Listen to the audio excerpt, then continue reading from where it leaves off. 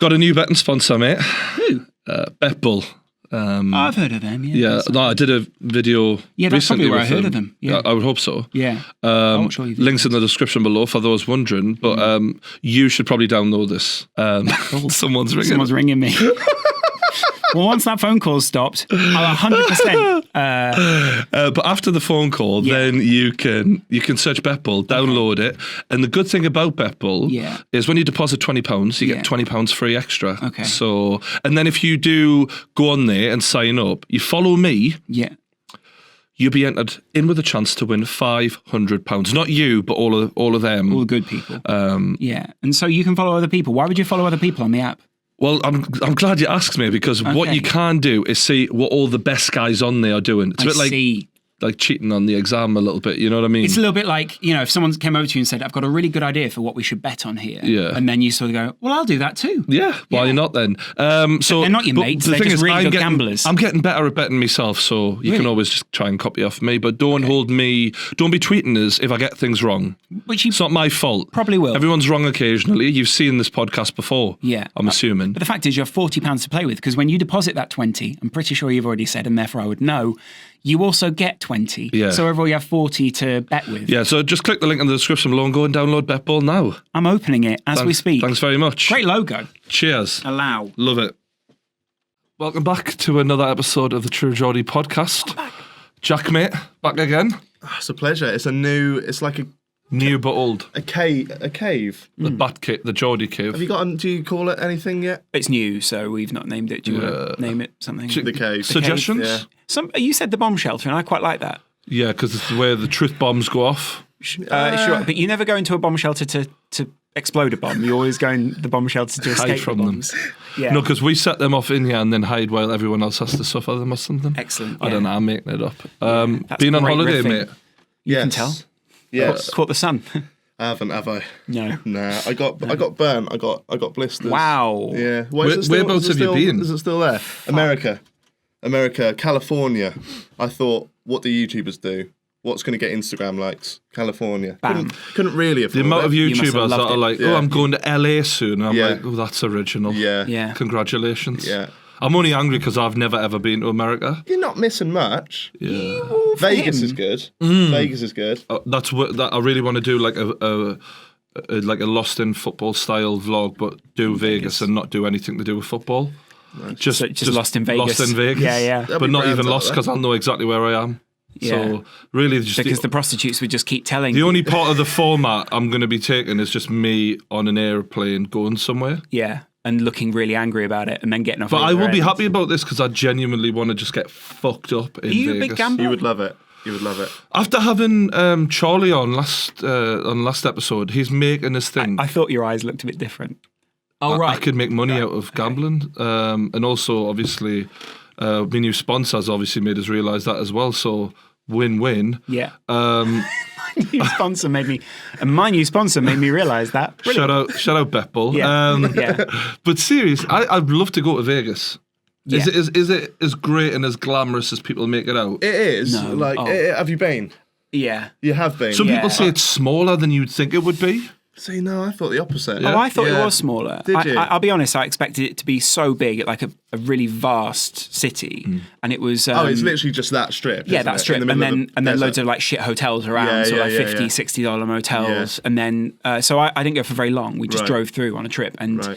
I was 20, so I wasn't really like set up to go. Yeah, Do you know what I mean? But we saw a guy getting arrested for underage prostitution. Oh, okay. And there He was was the prostitute. No, there was a guy, and he was the pimp of all these underage prostitutes. And What? yeah, and so he was bent How over do the you side know? of. How do you know this if you just drove through? You've got a lot of information. So we drove through. Well, you know what he's like, he asks questions, this Yeah, cunt. yeah. So he's straight over to the cop that's Yeah. going, so what's been happening then? Yeah. Do Excuse you want me, to talk officer. about it? Excuse me, officer. I'm a man from the BBC. We're reporting on, and the point is, all these kids were just standing there, and he was pimping them out. Just standing there. Fucking hell. That's weird. Yeah, it was a weird. very unusual situation. It was a bit like shit. It was a bit like a shit version of like how you imagine Blackpool. Yeah, or like Take Me Out. Shit version of Blackpool. Like Blackpool, but on crack. I like noticed on- a Blackpool comedian who tried to like troll me the other day on Twitter, and like he said Was something that in his like description? he Blackpool tweeted us saying, "Oh, Neil Ruddock's looking well these days," and I just looked at him and I thought, He's not. He really isn't. I thought, Neil Ruddock looks awful. trying to stay relevant, are you? Yeah. Bless him. Like, By referencing 90s football. yeah, he was like one of those panto level comedians Yeah. who, and he'd had it plastered all over his Twitter account Plastered? how much money he'd raised for charity. Brilliant. And I was like, oh, you're such a good person, aren't you? Yeah. Well done, you. Did you tweet him back or did you Nah, I let just him- thought, you know, it is, mate. Like, I could have destroyed him, but I thought, let's leave that where it is, because he would live for a nice little Twitter beef Same with me me. in Relentless. You know what I mean? I love that. Shout out I Relentless. I love that. Shout out I love that. Relentless. Get him on. Yeah. Get him on. Get him on. See what he says. See which gun he brings. Is it the AK? Is it the Glock? We'll never know because he's not coming on. To be fair though, you've given him exactly what he wanted. I've given him exactly Because what he he's wants. Yeah. in our comment section. In the comments below he's now goes, like it now goes. he's where's- someone. Yeah. when he people now shows go, up, it's like Relentless here. Batman. Yeah, He's yeah. the Batman of the in his mind. In his mind. He is the it's a new superhero, Relentless. Do Yeah. you know what I mean? Yeah. I mean, this is all working out too well. You're in a cave. Do you know what I mean? You've got that. If anything, he's more of a sort of A Joker. Yeah, a bit too much credit. I there. like Yeah, that. yeah. He's a not- bit more like a Poison Ivy or something like that. Do you, you sort of go, The oh. shit one. There's a penguin one, weren't there? That Yeah, one. he comes out the sewer and he goes, "My parents didn't love me," you know. And I sort of played also- the stinking city like a harp from hell. He's like, "Do you like me now, Batman?" Oh my God. No, I still don't like you. They Fuck should off have back really to the brought sewers. Penguin back for the new Batman stuff. Penguin was a great bad guy because he was sort of like, you felt really sorry for him, but at the same time, he did terrible things. And I like that contrast. A bit like the Joker. Actually, Batman had Danny the best bad guys. DeVito doesn't get the credit for He that. really doesn't. That was actually one of the best acting performances, like Yeah. of that generation. He was actually great. He was great in a lot of films at that time. Matilda as well. He voiced over that. Yeah, yeah. But anyway, I thought when he bites the man's nose off, Yeah. I remember just as a kid watching it, being like, "Fucking hell!" Yeah. This is Batman. This not is Matilda. Batman Returns. Have you seen Batman Returns? Batman Returns is like the one directed by Oh God, who's the guy who does all Tim Burton. Tim Burton. Yeah, Those Beetlejuice are and all some that. of my favourite movies as a kid, Tim Burton, Batman. I mean, it's like this big caricature-y style, like the city looks amazing. They've got like motorbikes and stuff and all these guys in masks. It is I like the had basis such a for what we know as fucking Batman now. crush on Catwoman, Michelle Pfeiffer. Michelle Pfeiffer, that was probably she was She a looked very mint good in that Batwoman. catsuit, Yeah. like. She was also just a... Google it if it's you not- haven't seen it. It's not only the catsuit, but she acted it so well. Like, she acted crazy. Yeah. Like crazy woman in a really perfect way. I know you can't reference any of this, but I love Batman. Batman's my favourite, by far my favourite superhero. She's the and all of that, and amazing. and all of that. And she was a model. Like, she was a model at that time. She wasn't... I don't really think she was much of See an my actress. tattoo on my leg of Heath Ledger's Joker. What? Really? No, do you want I'll have to show you. I'll have to Okay. show you I'll at some show that point, afterwards. Yeah. Yeah. What inspired you to get that? I don't know because The I'm not death of even. Heath I'm not Ledger. even really a big Batman fan. Yeah, but Heath Ledger. Yeah, He was great. He was in The amazing Dark in that, Knight. though, wasn't he? he was great, but I'm not particularly a big fan of You him. don't seem that bothered about it to get the tattoo. Yeah, I'm not. But the tattooist was really good, and he was like, "I'll do you a deal." So I love a bargain. I'll do Mr. Freeze on one leg. There's and one. then the Joker There's on the one other. thing I would say: don't get bargains on. It's putting stuff on your skin. Yeah. Though. Well, there was once I went to get a tattoo. I don't know why, but I wanted a poke ball. I was like, that'll be nostalgic. I'll get a poke ball. Yeah. And then when I got there, the guy went, why do you want that? And I was like, maybe I don't then. He was like, Mario's better, surely. Get a Mario mushroom. And he convinced me to Brilliant. get a Mario mushroom. Brilliant. Did you even like Mario? Ambivalent Indifferent. towards it, yeah. He would have turned around and gone, "Do you know what I think you should get? Yeah. Alfie Days. Yeah. Get that. If you got a massive Alfie Days face on your back, just him like the Steve-O tattoo, Yeah, that would be great. I'll be up for getting his face. Not that big. No, but I'll do be you know? up for Do getting you know it. why I'd like you to Tiny do little that? Just for how much it would piss him off Yeah. that you'd done that. Yeah, yeah. That Do would you that would be the ultimate Yeah. irritant for him. Yeah, Do you yeah. think it would piss No, him that off? would really piss him It off. doesn't look like the kind... Are we peaking? Or are we all right? No, Oh, I think it would piss him off. do you... Or get Nala. Oh my God, Nala. Nala. Or get a really tiny, like get his started. face like this, Yeah. and then around your asshole, and his mouth. His mouth is your arsehole. Yeah, that's great. And it just sort of... That's great. And so every time you take And a shit... Zoella's the gooch. Oh, No, I've dear. gone too far, haven't I? Yeah, you have. Why Yeah. did I have to? Yeah. I'm trying to imagine how that would work. logistically on the. How? What do you mean? Well, I mean, it's just a mouth, mate. Put the arsehole where the mouth is. Zoella on the gooch is harder. It's harder. But you'd have to scale. shave it. Good. Yeah, are you quite a hairy guy or? Fairly. Oh, we don't want to imagine that, do we? No, just please. the logistics of Let's tattooing move on. Zoella on. I didn't think I'd be asked that today. Your where sweaty goose. So we were at Las Vegas. We were at Vegas. It's a lot of lights. Did you gamble much when Did you were you? there? Not really. A couple of $100. So yeah. Wow, that's actually. Is that decent? Well, no, I suppose if I went to Vegas, how much would you spend if you went to Vegas? Couple hundred probably is about right, isn't it? No, if I went to Vegas, I'm not being Billy Big shit here, but like it's being known for I've been in like tiny shit. just a strip club in London and went through a grand and a half in a night, like Brilliant. without blinking. Just because once I get into that mode of like, I get excited. Yeah. And I know that this is like if I'm in Vegas, I'm only going to do that once, like probably because I'm not a traveller. Or like I kind of am a traveller, but not in that way. But I don't enjoy travelling, so I would probably do something stupid. Yeah. Do you know what I mean? And I'd be that guy who either won really big or lost really big. My problem with Vegas is a little bit, well, you're part of the normal set until you can spend upwards of the millions. So it's sort of a little bit like you're, spending a few thousand, they're almost like, go on, mate, keep going. Whatever, mate. Whereas with the millions, they're like, come on in. It's fucking Well, I felt like a incredible. prick because I'd lost about $230 over the 2 days. And then on the very last spin, I put $8 on 13, which is my roulette number. Brilliant. And it came in, and I can't remember what I won, but something around 250. Yeah. Something like So you that. want it all back? I want it all back. And I went, yes! Like that. And this guy sort of just leant over and looked and was like, and I could tell. I looked over to him and he had like 12,000 sitting in his what he was spending, not what he'd won, what he was spending. So I felt like a massive prick. But then it's all relative, isn't It it? is, huh? Yeah. It's like what Charlie said when he was like, the more money he dealt in, the less he became bothered. And the high rollers particularly, they don't act like they're going mental, whereas the people who are betting 1,000 or 2,000 or whatever, or in the hundreds, they seem to care a lot more about it. Yeah. So, I think the buzz is good. What did you do during the day in Vegas? Check his vlogging channel out if you really want to know. Yeah. Plug for him. Slept. But yeah, tell me. Yeah. I don't really know. Just you drink a bit, don't you, while you're over there? Yeah. Did you go to any pool parties or anything? No, I didn't do that because I was with my girlfriend. So it's like not really that kind of scene. Yeah, should we go to some pool parties? I want to see some girls. Yeah. That's not really... Shout out to the missus, mate. Yeah. She's you making quality. videos She with did her? really She's well on her quality. video. No, she did really good on the video. Like She's quite. She acts like she's not really confident, but for a non-YouTuber, like she was just total She natural. looks like Yeah. a YouTuber, though. She looks like she fits in with your YouTube set. do you reckon? Yeah, you two have got quite a similar look. Sort of outshone you a little bit, if anything. But Yeah. Yeah. Well, Not most hard. people do. Most people do. Does she sort of encourage you to... Yeah. She will say to me like, tone it down on the Alfie shit. Yeah. Yeah. You have run that into Especially the in dirt. bed. Yeah. So you get those chats as well, do you? Yeah. Tone it down the Alfie shit now, would you? Yeah. Alfie. No, tonight I'm Zoella and you're Alfie. No, I'm Nala. Come on. Oh my fucking And when God. you come, I want you to go, Absolutely Nala. I'm going to Baroque We're getting your way world. too comfortable on this show. Yeah. Like, she did really well though.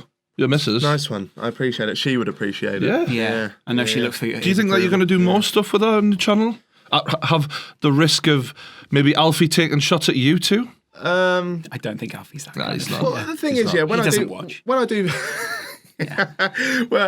when I do videos with her, I try not to be too cliche. Oh, right, okay. Yeah. But You do so. Hey guys, just back again. We're just trying out some. I would actually really enjoy seeing you eat some American candy with her. I'm not even joking. I've done American Candy videos. Yeah, but with her. Do it with her, where you both look at each other and go, "Woohoo! It's not Cadbury's."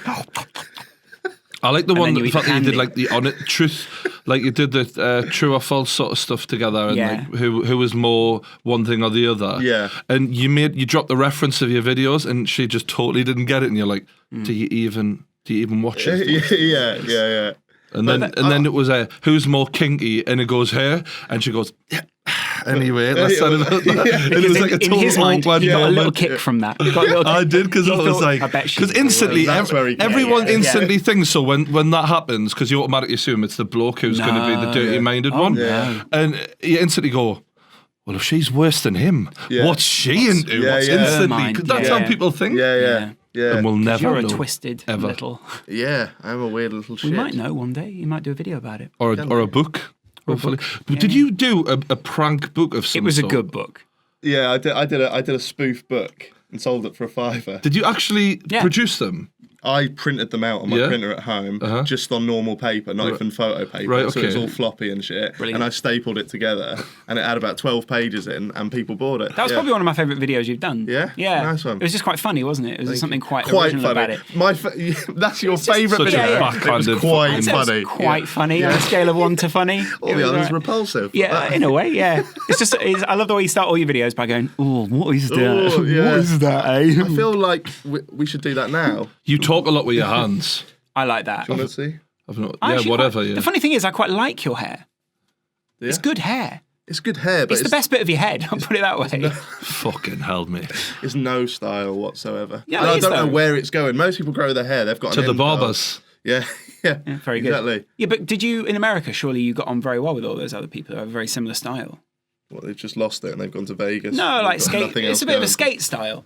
Is it? Yeah, I think so. I think if you designed the you on only Tony Hawk, person you that- would be in place. Yeah. Yeah. Does the missus have any suggestions of what you should do with it? She wants me to grow it. Yeah. So that's kind of every time I go, fuck this, I'm going to get it cut. She's like, Best No, way, no, isn't it? no, Just do Jack, whatever yeah. the women want. yeah. Really? That's it, mate. That's it. Yeah, visually, I said that on the fashion questions you asked us the other day, didn't I? Well, if that's what women like, do you know what I mean? Do you dress purely to impress women? No, I'm just saying, like, you know, if you're not arsed that much, if you've got a girlfriend who likes your hair one way or a beard another way, it's whatever. So would you, theoretically speaking, would you get 3 teardrop tattoos down there if it made you 15% more attractive to all women?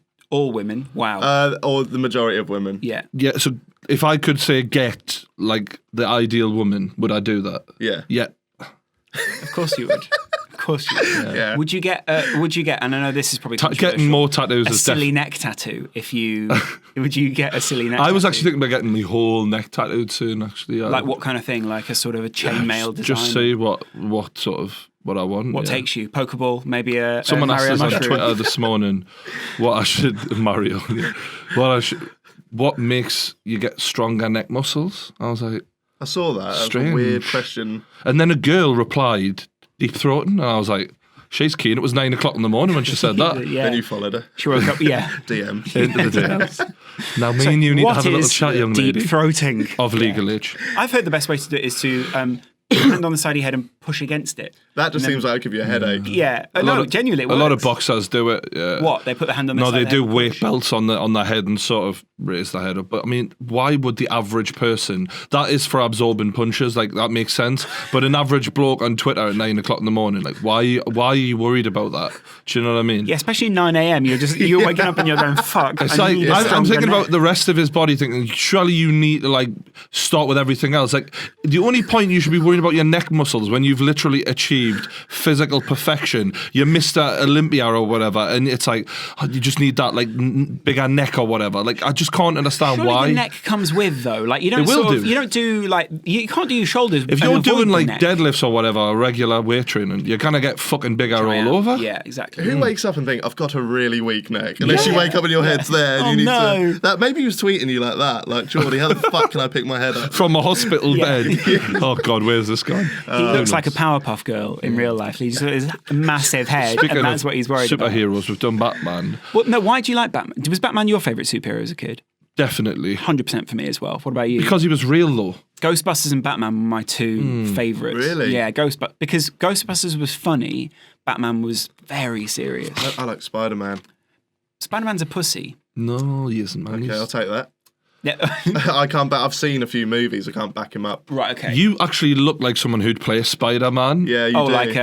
Like the geek, the reporter. That sort of guy, Sort yeah. of what you do, Yeah, though. You yeah. ask questions Yeah. and all that. Like, you are the journalist. Maybe that's why I don't like him. Maybe is it's sort of someone like, I could see a bit mock of us up myself in for a him. future thumbnail out there as I be Spider-Man. Spider, like you're Spider-Man and I'm Batman, who are Dr. sort of Octavius. fighting. No, sweet. I'd never fight you if you were Batman. Also, We could work together. I love the idea of you jumping off the side of a building and being like, "I'll fly away," and then just falling. Splat. Da, da, da, bang. All right, maybe not. Maybe not Batman. Why is Spider Man a pussy? I just don't. I think Batman's like strong and stoic, and I didn't like any of the like the angst that Spider-Man had.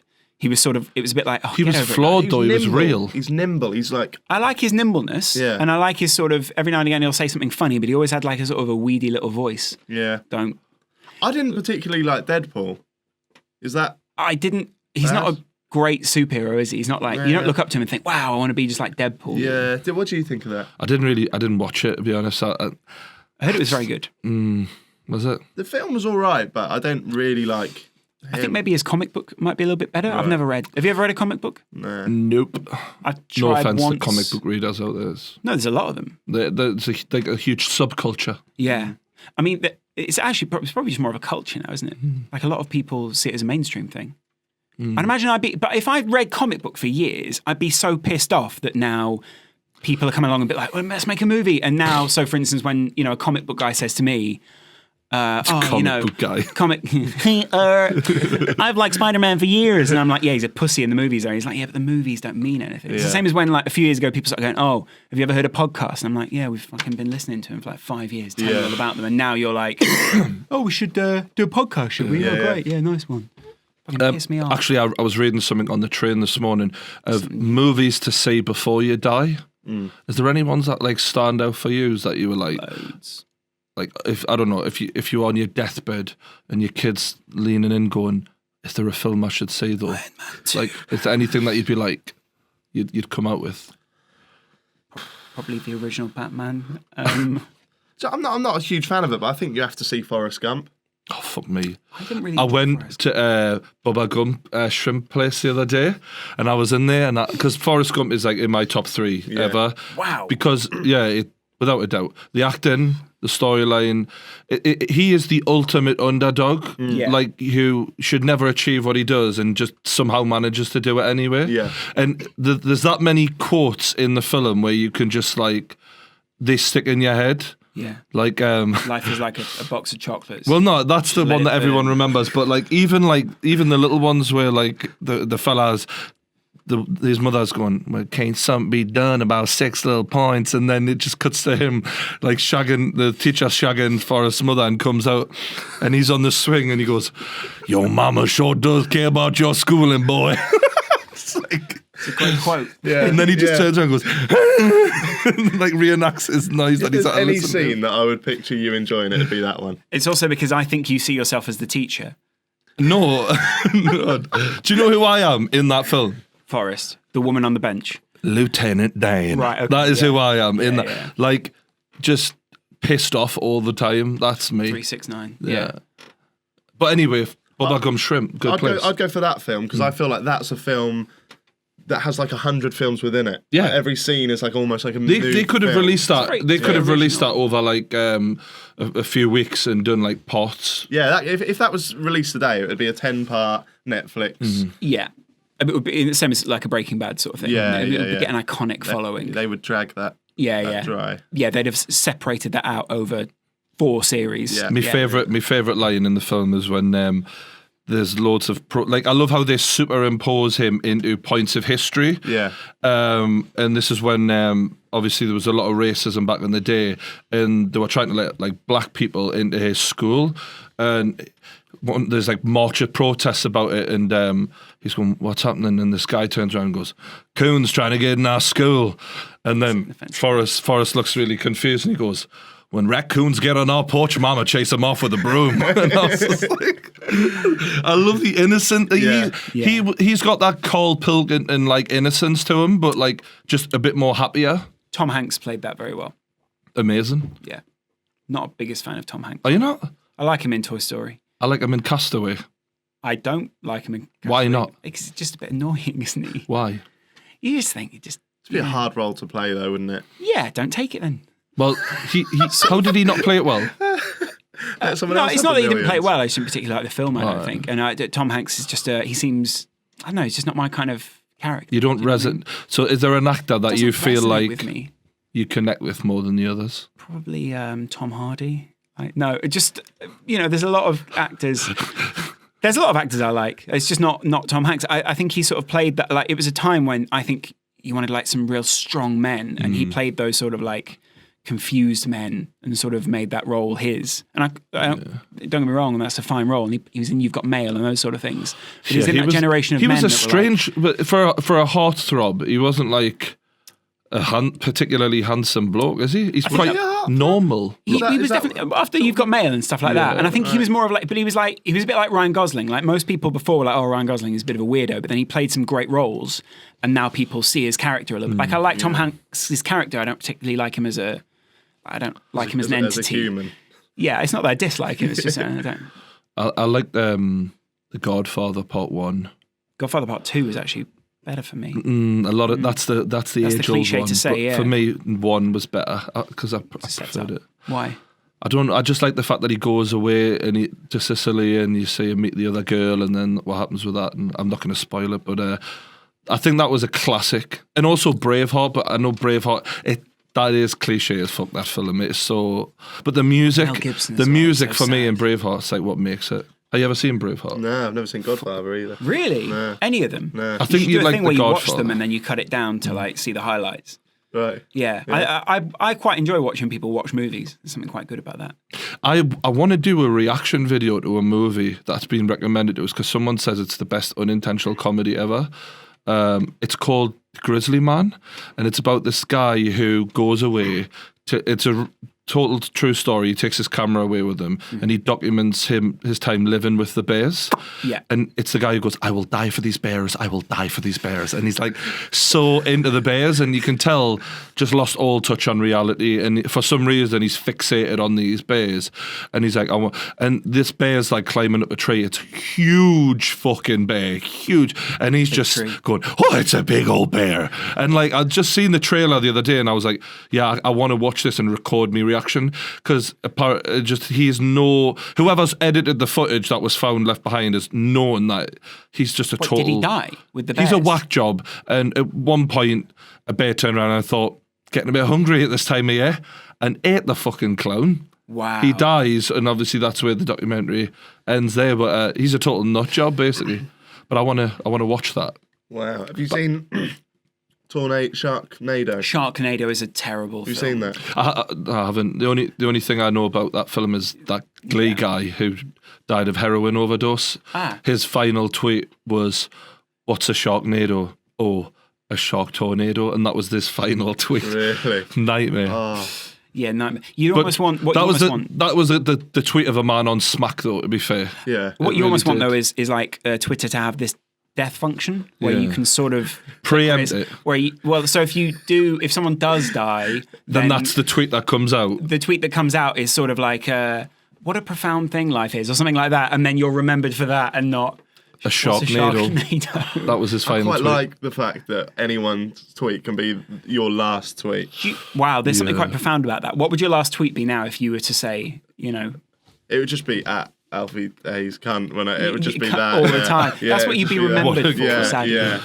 I'm sure there was. You take the piss out of that bear guy, but at least he had some dedications. At least he really felt so passionate about something. About one thing, yeah. Yeah, about bears. What would your last tweet be? Well, shall I find out? Yeah.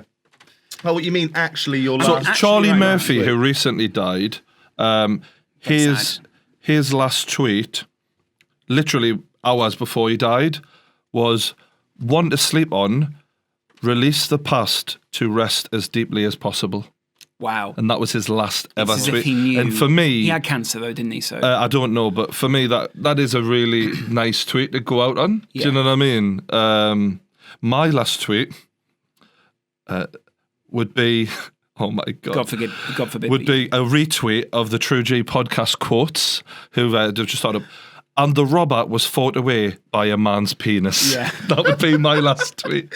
What's your last actual tweet, though? My last one before that was when someone asked us to neck exercises, and I said, choking on food usually works. Ironically, oh my God, if I choked on food, so that would have been a good last tweet. Choking on food. What about yourself, Jack? He died loving what he did. It was just something about Donald Trump. Okay, relevant. Yeah. Yeah. I've got the word jabby. Because did you see he's visited Italy? Did you see the video? Great country. Have you seen it? and his mate is like, oh, my good friend Pavarotti. Oh yeah, my good friend Pavarotti. Great and then friend there's of mine. Great friend of mine. Really Yeah. good friend I mean, of to be fair, he's not talking about him in the present tense. Maybe he is just sort of saying. Yeah. But if you're talking about someone who's dead, you'd usually address it in a different way. Yeah. He was a great man. Do you He feel was a it great becomes, friend of- but it becomes a little bit cliched because he says that about everything now. So he's Yeah. like, everyone's his great friend. Yeah. So it means nothing to have so many great friends Yeah. because he clearly doesn't. Like he can't have that many great friends. He's a cunt. He can't have that many great friends. Do you know what I mean? Genuinely, like there's like, but at the same time, no one's going to tweet because he's the president of the United States. No one's going to tweet back. We're not mates. Not everyone. Especially not Pavarotti. Yeah, definitely. It would be fucking amazing if they did, though. It'd be amazing if Pavarotti's final tweet was, and if that cunt Trump ever says I'm his mate, don't fucking listen to him. Yeah. Molto bene. Speaking of Trump, you were talking about America before. Yeah. Didn't you see you heard gunshots outside of your hotel? Yes. We've all had that. Yeah, that was mad. It was an actual shooting, and Wow. and the thing was, I was vlogging a lot over there, and I was recording a minute before we heard those shots. So it was a shame that I'd stopped recording. I could have clickbaited the fuck out of that, but no one died. No one died, so it's all good. But we were right on the beachfront at Venice Beach, and we heard like 4 massive bangs. It just sounded like fireworks, and obviously being from England, that's the first thing you. Oh, there's a dead body over in there. Yeah. And we didn't think nothing of it, and then I think when you're there, when you're in the middle of something like that, it's not what you instantly think, because you think, can't be, because a police helicopter came down outside the window, and I still Come out. and the missus is going to you, what's going on out there? And you're stood out there, police helicopter, dead body. No, someone's fallen over there. Fireworks. Seems to be some sort of illegal We are so firework group. not conditioned to that, though, are we? Not In for England. guns, no. No, yeah. I mean, we spoke about the legal nature of guns on the show, and a lot of people got very angry about it. Did they? I didn't read the comments in that one Very yet. angry. Sorry about that. Yeah. It's a sensitive. Why do you think subject. it's sensitive? I don't know. It's just because a lot of people have obviously died from guns. No, but I don't think people were. I don't think we were insensitive in any way. We didn't sort of say, God, all those people who died from guns, what idiots. But I was We listening to sort the of Joe Rogan podcast, and he was banging on about it very recently, and he was saying, take a shot. the people, the crazy men who tend to go on these rampages are the ones causing it. It's not the gun. The gun doesn't pull a trigger on its own. Do you know what I mean? It's the man behind it. You can't ban all men. And I'm like, and as much as I really respect and appreciate Joe Rogan, at the same time, it's like, well, yeah, you can't ban all men, but the problem is we are always going to have crazy men out there. We can at least try in some way to restrict their ability, if they are lunatics, to get the ability to pull it. Like, if you remove guns, let's be honest, and you want to go on a rampage, it's a lot harder to kill a fuck ton of people with a knife. You're going or any other weapon. It's going to be a lot more difficult to take as many people's lives. Yeah. With a gun, it is literally like clicking a button. Yeah. Do you know what I mean? Yeah. It is quite hard apparently to shoot.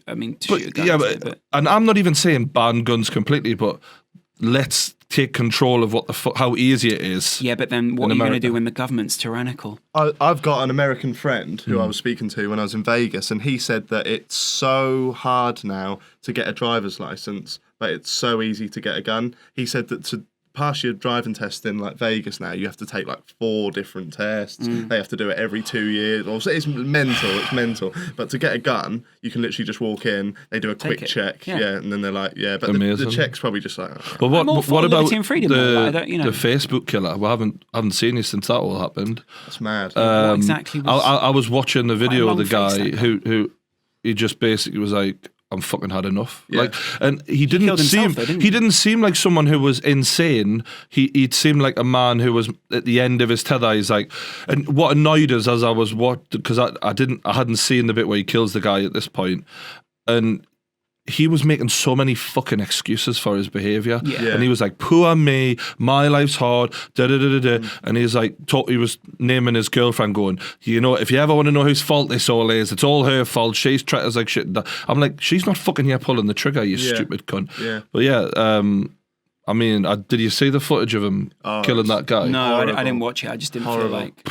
I don't feel like I need to see that. You know, I know about it, but that's all you really need. I switched off before that bit happened, but I seen the bit where he goes up to talk to the guy, and he actually like names his girlfriend. He goes, something is the reason why this is about to happen to you, and it's like, you're shooting a fucking elderly pensioner. Like, what the fuck are you doing, mate? You're literally going out like the absolute biggest coward alive. It is like, obviously you can't restrict, like, restricting guns is probably, like, he was probably going to do something terrible, but at the same time, it's just that I find something really tragic about that. Like, I don't feel like a sense of judgment. But people can make the argument sad. of like, right, so what happened with that terror attack at Westminster the other day was, you know, a guy got in a car and he drove over people and killed people through using a car.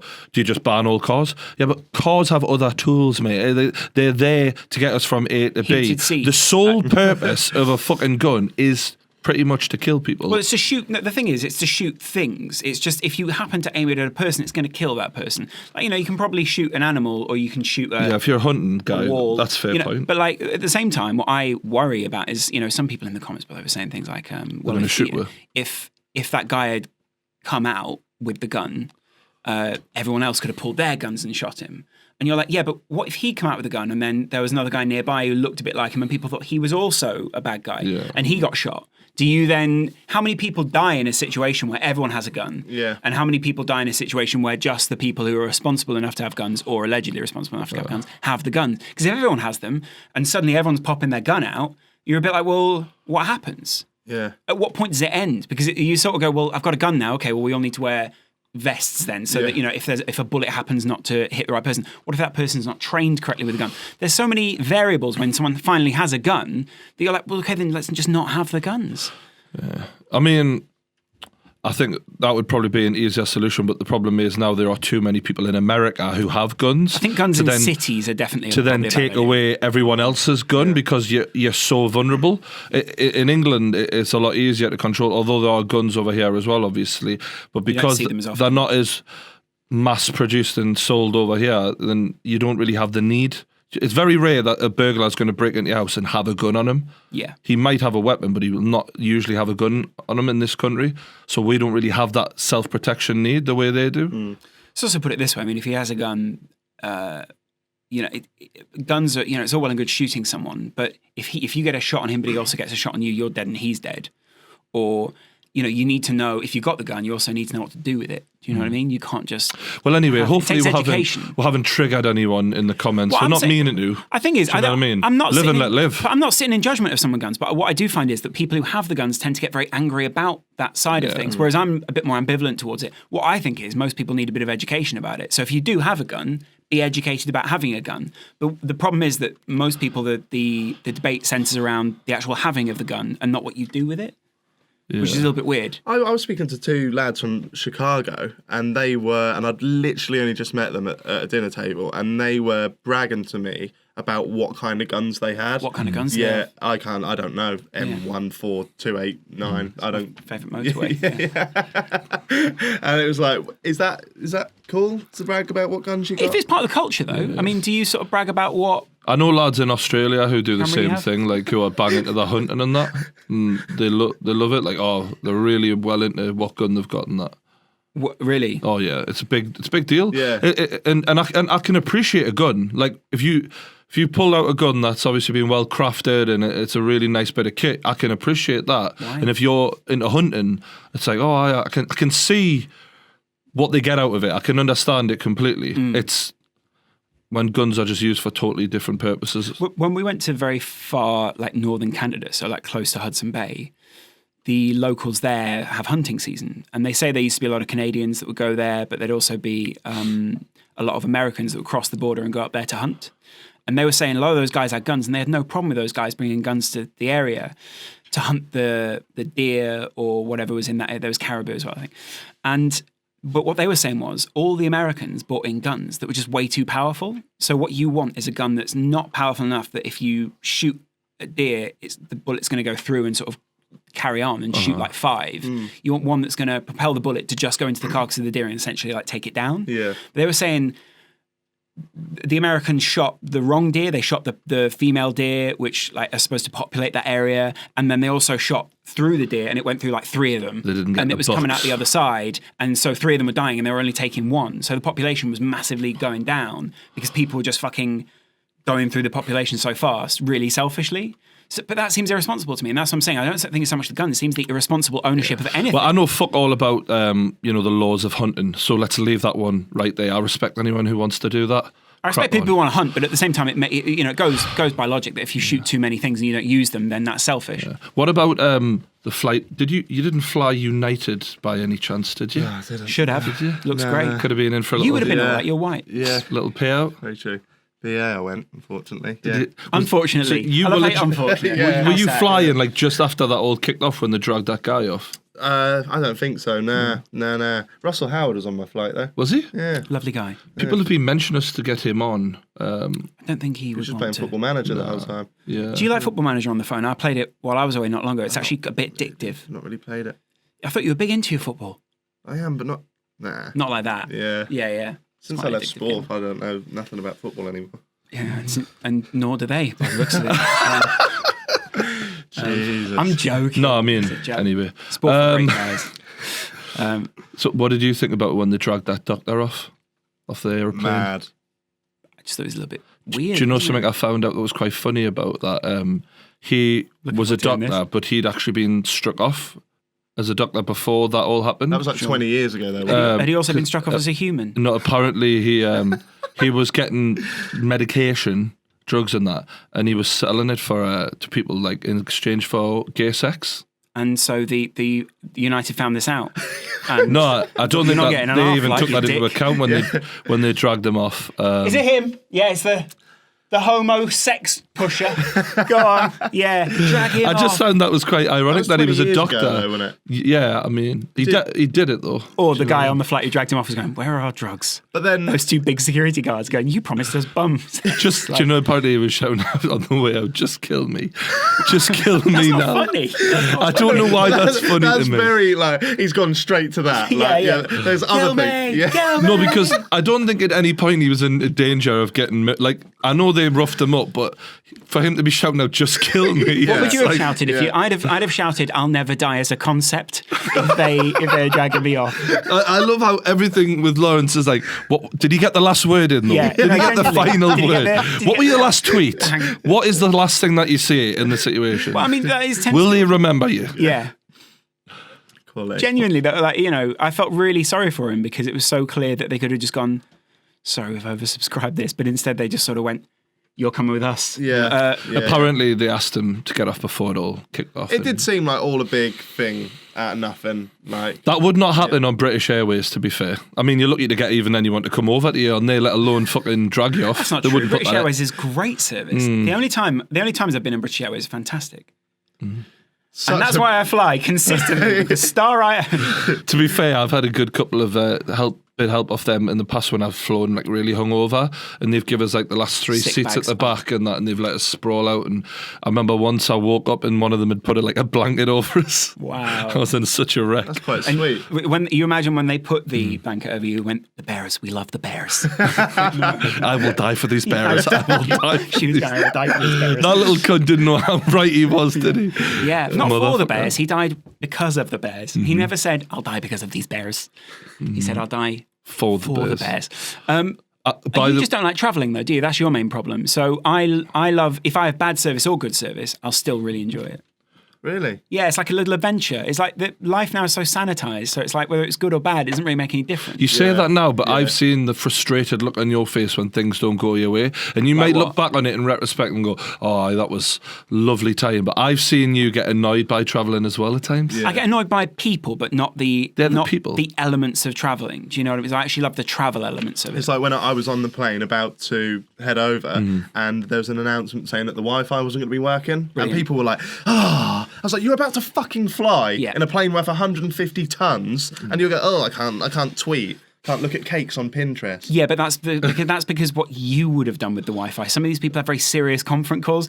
to be part of. Just because you're not important doesn't mean other people aren't important. Yeah, but look at the bigger picture. Like, if Yeah. they'd have gone to me, the wings aren't working on this one, then I'd be kicking off. Do you think, though, every time, what I think with travel is, every time that they take something away, like the Wi-Fi, they should go, but you're all getting £50 off the flight. Do you know? Because some Right. people will have booked that flight just for the Wi-Fi. Yeah. Do you know what I mean? Yeah. So they should have had, but you'll all get a first-class meal. Yeah, Do you know yeah, what I mean? yeah. Something to make up for it. Yeah. Very often they just go, it's not happening. Yeah. You're on now. Yeah. Speaking of important people, lads, Alan Shearer tweeted me. Did he? Ooh. You say, sorry, mate, can't come on this season, but No, he didn't. He's making a documentary, which actually I'm quite mental health issues. looking forward to, about the impact of the football hitting off your head and what that does to the brain. And I know I've watched documentaries about this in the NFL before and that. And there's an expert, and he was a WA wrestler, but he was like a Harvard graduate and all that. And I linked him into the tweet, and I said, you probably want to get in touch with this guy because he's an expert. And he was like, oh, we're already in touch with him, mate. But thanks. Yeah. And it was a bit like when the little kid on Jingle All the Way realizes his dad is Turbo Man. Right. When he takes the helmet off, it felt like that. Like, he knows my name. He knows who I am. And then he tweeted you also, how do I strengthen my neck muscles? No, yeah, and now's not the time. It was him. It was him. Listen, was him. Alan. Yeah. First name So yeah, Alan. Shearer tweeted us. Didn't even at him. That's it. Alan. Little checklist. Did he say thanks, Brian? No, he didn't. So maybe he doesn't know my name. He said thanks, Geordie. Cheers, Cody. Thanks, Keemstar, for that. That must be a big moment in your life. It is. Well, when he followed us actually a few months ago, I got a bit of a buzz off that as well. Of course you did. So whenever anything happens, that's it. Yeah. There was a little while when the director of Catfish, looked at some of my Instagram posts and liked them. I remember being like, that's massive. At the time, I was like 20 something, and I was like, wow. Is that the grey haired guy? No, it's Ariel, the guy, the director of it. Oh, right. Not Max or Not Neve, but the actual director of the movie. The one who nobody ever sees. You see him on his own stuff, but like obviously not. But he's made some great movies. If you go, their film production company is actually a really cool company, and seems like a really cool guy. So I remember being like, wow, because I really like his taste. When someone you like their it's like with you like, I love your football. You probably think of him looking at your stuff and being like, wow, look at all this stuff he says about Newcastle. Imagine if next week on Match of the Day, when they go, we've got Alan Shearer in the studio, he goes, what's going on, everyone? It's Alan Shearer, back again. There's been a few times where, when I used to do like loads of rant videos and that, where I'm sure one time he word for worded one of my videos and loads of people tweeted us and went, that is literally like word for word Exactly what you said. Yeah. He went, transcribe that and bring it into Could have just been a coincidence, like, because he did watch the same match as I did. Yeah. So, but then what I like is the idea that Louis Theroux knows who you are, but still rejects you coming up. Yeah, I've had a lot of rejections lately. Does he know who you are then? He must do, because there have been so many tweets to Louis Theroux. He's had at least 1,000 tweets about me, so he definitely is aware. But the thing is, to be fair, he does a lot of podcasts, like he has done lately. So I think he's probably a bit like stretching myself. But it'll be like at least that's how I'm rationalising it. As a kid, I was the biggest fan of Louis Theroux. Yeah. Like, I just love everything he did back then. Less now. Less of a fan now, to be honest, now that he's fucking rejected us. I don't take it like that. No, but PewDiePie rejected us as well. Did he really write a message and reject, or did he just not reply? A response is a rejection. These people are very important compared to you. Come on, man.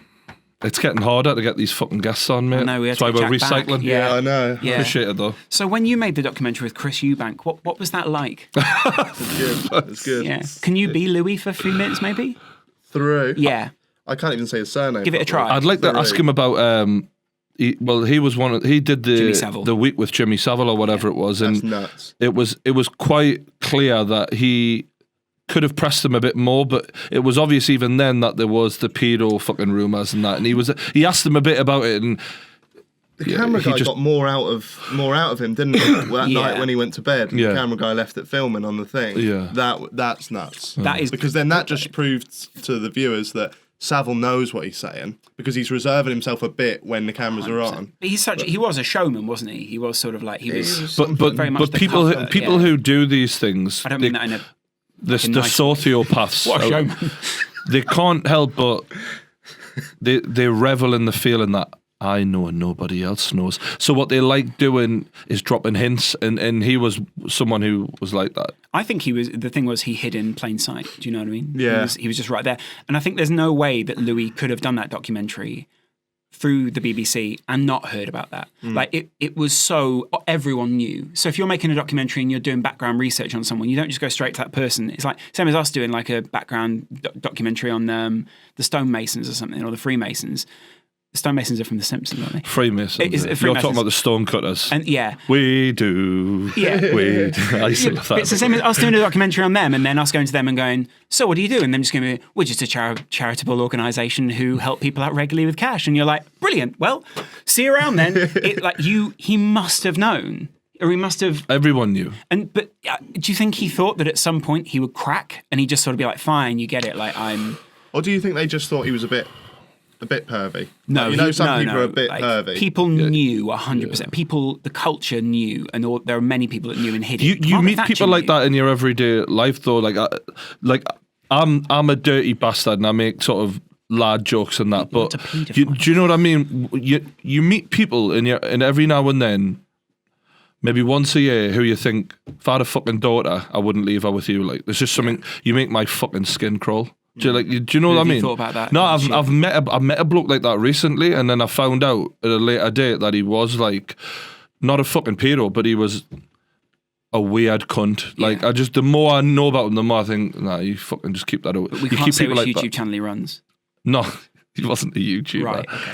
Yeah, he's a gardener, actually. Say no more.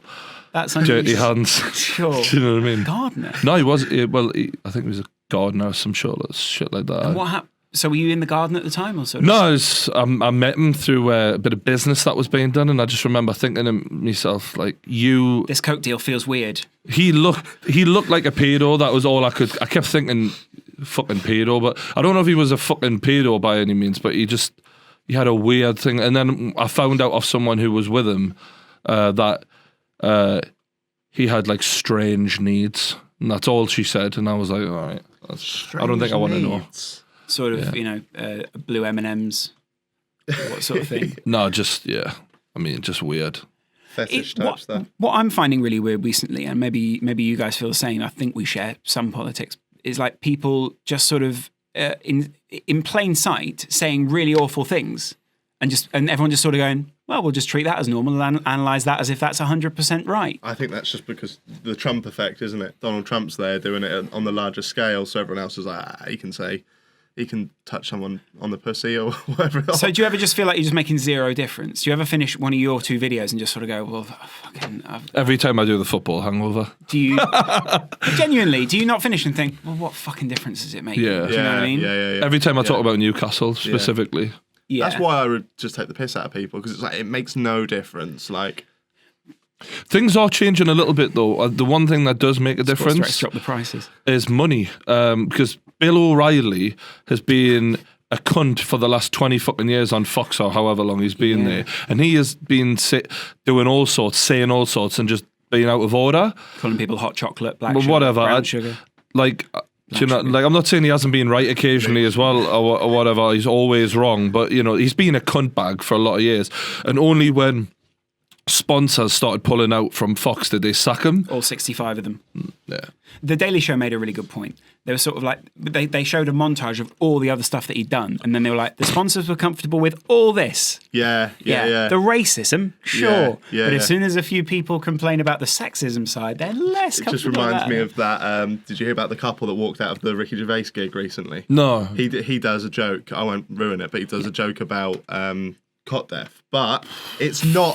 It's not a joke about cot death. Right. That's the topic in which the joke sits. Right. But it's not making fun at that. Of that, and yeah. it gets to a point. Gervais does tend to situate his jokes within very controversial topics deliberately, because he likes the air of controversy, even if the joke isn't even about that. I just think he kind of knows that there's just.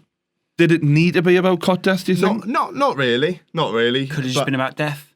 Well, it was basically him just saying. What's the joke? Just if you don't mind. It was just him. It's not. I mean, if it comes from me, but yeah. It was. He basically just says, reporters ask him all the time why he doesn't have children, and he's like, oh, because I don't know what I'd do with a human. I'd have it, and I'd be like, oh, this is lovely and cute. I'd put it in a cart. I'd go back. Oh, it's fucking dead. It's dead. Yeah. That's dead. Right. So that makes sense. Like, so it isn't about cot death. Yeah. It's about his ignorance. How shit he would be as a Yeah. father. But But you the do thing imagine was, those people would sort of, like, if someone has gone through that, then you just sort of think, well, that's ruined the night. Off we go. because he kept going down. Oh, Sure, down. okay. Dead. I think But the thing that if you're that type of person who's that sensitive, though, probably don't go and see Ricky Gervais. That's the point. Yeah. When they walked out and left, Gervais makes a very good point, which was exactly what you just said.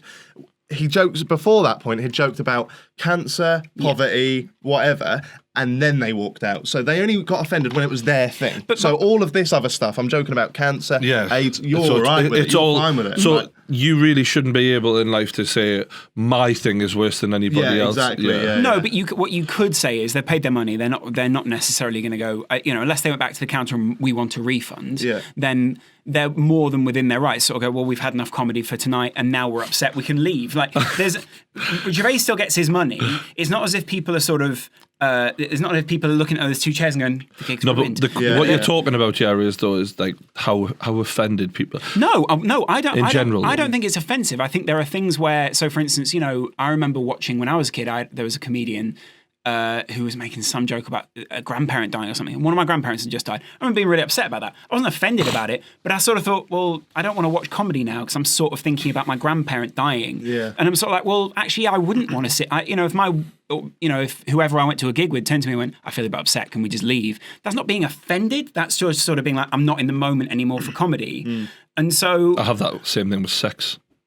If I think about people who have died or whatever. Sure. I mean, but then do whatever you ironically, need to hold sex it is off. probably one of the only things that can override that offended. Really? Yeah. Okay. Yeah. When people have died before, my sex drive has been Very high. still there. Right, It's the okay. only thing that can snap us If out. anything, it ramps up. It's the Yeah. only thing I can where you can just literally forget about everything for an hour. Oh, really? Or however long it takes. Yeah. Do you know what I mean? 20 seconds. Sometimes, yeah. That was the greatest Quick 20 one. seconds I've had in the last 2 Quick weeks. one. But you know what I mean? Like, so those people aren't necessarily walking out going, that's really distasteful. no, but that's then they did. fucking They shit. went to like the press and stuff. So Oh, then that's yeah. where it. Yeah. But that's also, I also think that sort of thing happens where they're then at a dinner party a few weeks later, Yeah. and they're with a Daily Mail journalist or something, Yeah. and they tell that story, and the Mail journalist goes, "You could probably get in the Daily Mail for that. You know, you should probably you could get 500 quid if you and I could get some money, and we've got a great story because we hate Gervais. Yeah. And then it goes from there. Yeah. It would probably be better if you were just private about your life. You didn't talk about all the Yeah. troubles you've been through. You've seen Gervais's new act. Yeah. How do you rate it in comparison with the He's not old gonna be stuff? realistic, is he? No, I will. Right. I've Because for me, Animals was my favourite one that he's done. I love that. Politics was very good. I think you hit the nail on the head when you just said that he does. He doesn't necessarily joke about these offensive things, but he puts the jokes within that realm because he likes that. Well, Sort of, do you know why? I understand why I think he does it. Is whenever you talk about something serious and then put a joke in that, when you hear the seriousness, it's very hard to keep an audience's attention. So instantly you're like, where the fuck is he going with this? And you kind of know he's about to drop a bomb. Yeah. And sometimes you think this could go horribly wrong at any moment with him. But he knows where he's taking you. He keeps their attention. What I quite like about Gervais is it's not always about the comedy for him. Sometimes it will sort of be he'll make not a particularly funny joke. I don't mean that in an offensive way. He does observational stuff. He'll do a lot of observations which aren't necessarily funny. You're just sort of interested in it. So it's a bit more of like a lecture than it is a piece of comedy. That's an American style. I think a lot of American comedians tend to do that. They make you think. I've really enjoyed Chris watching Rock's a bit like that. Louis C.K.'s new stuff. The stuff he did for the opening of SNL was really good. He did a whole stuff about why the chicken crossed the road, and he was like, because it was being followed by a black man. And it was like, but obviously the joke goes on. Why is that funny? Yeah. No. So the whole point was he unpacked that. You've as, offended me now. Yeah, good. He unpacked it as that the chicken was racist because the chicken was like, well, I need to cross the road because this guy's following me, and it was a really good bit. I'd encourage people to go and watch it. But his stuff since he's come back, what I enjoy about him is it's almost like a whole new album of stuff. Yeah. So he's not only got like the same formats, he's actually switched up his joke format as well. So it's almost like a completely different song, a completely different flow. So how do you rate it in comparison to his other stuff? it's definitely up there. It competes. I wouldn't say it's better than animals, but I don't think anything can be better than that. The whole Bible for bit me. during animals is yeah, the it's best. just fucking great. It's fucking great. But people, they hear words like, especially in my videos as well, they hear words like cancer, anything, AIDS. Do you know what I mean? Like, and instantly their alarm bells go off. They're offended. I should be offended because he's used this word. He's used this word. But it's all about context, isn't it?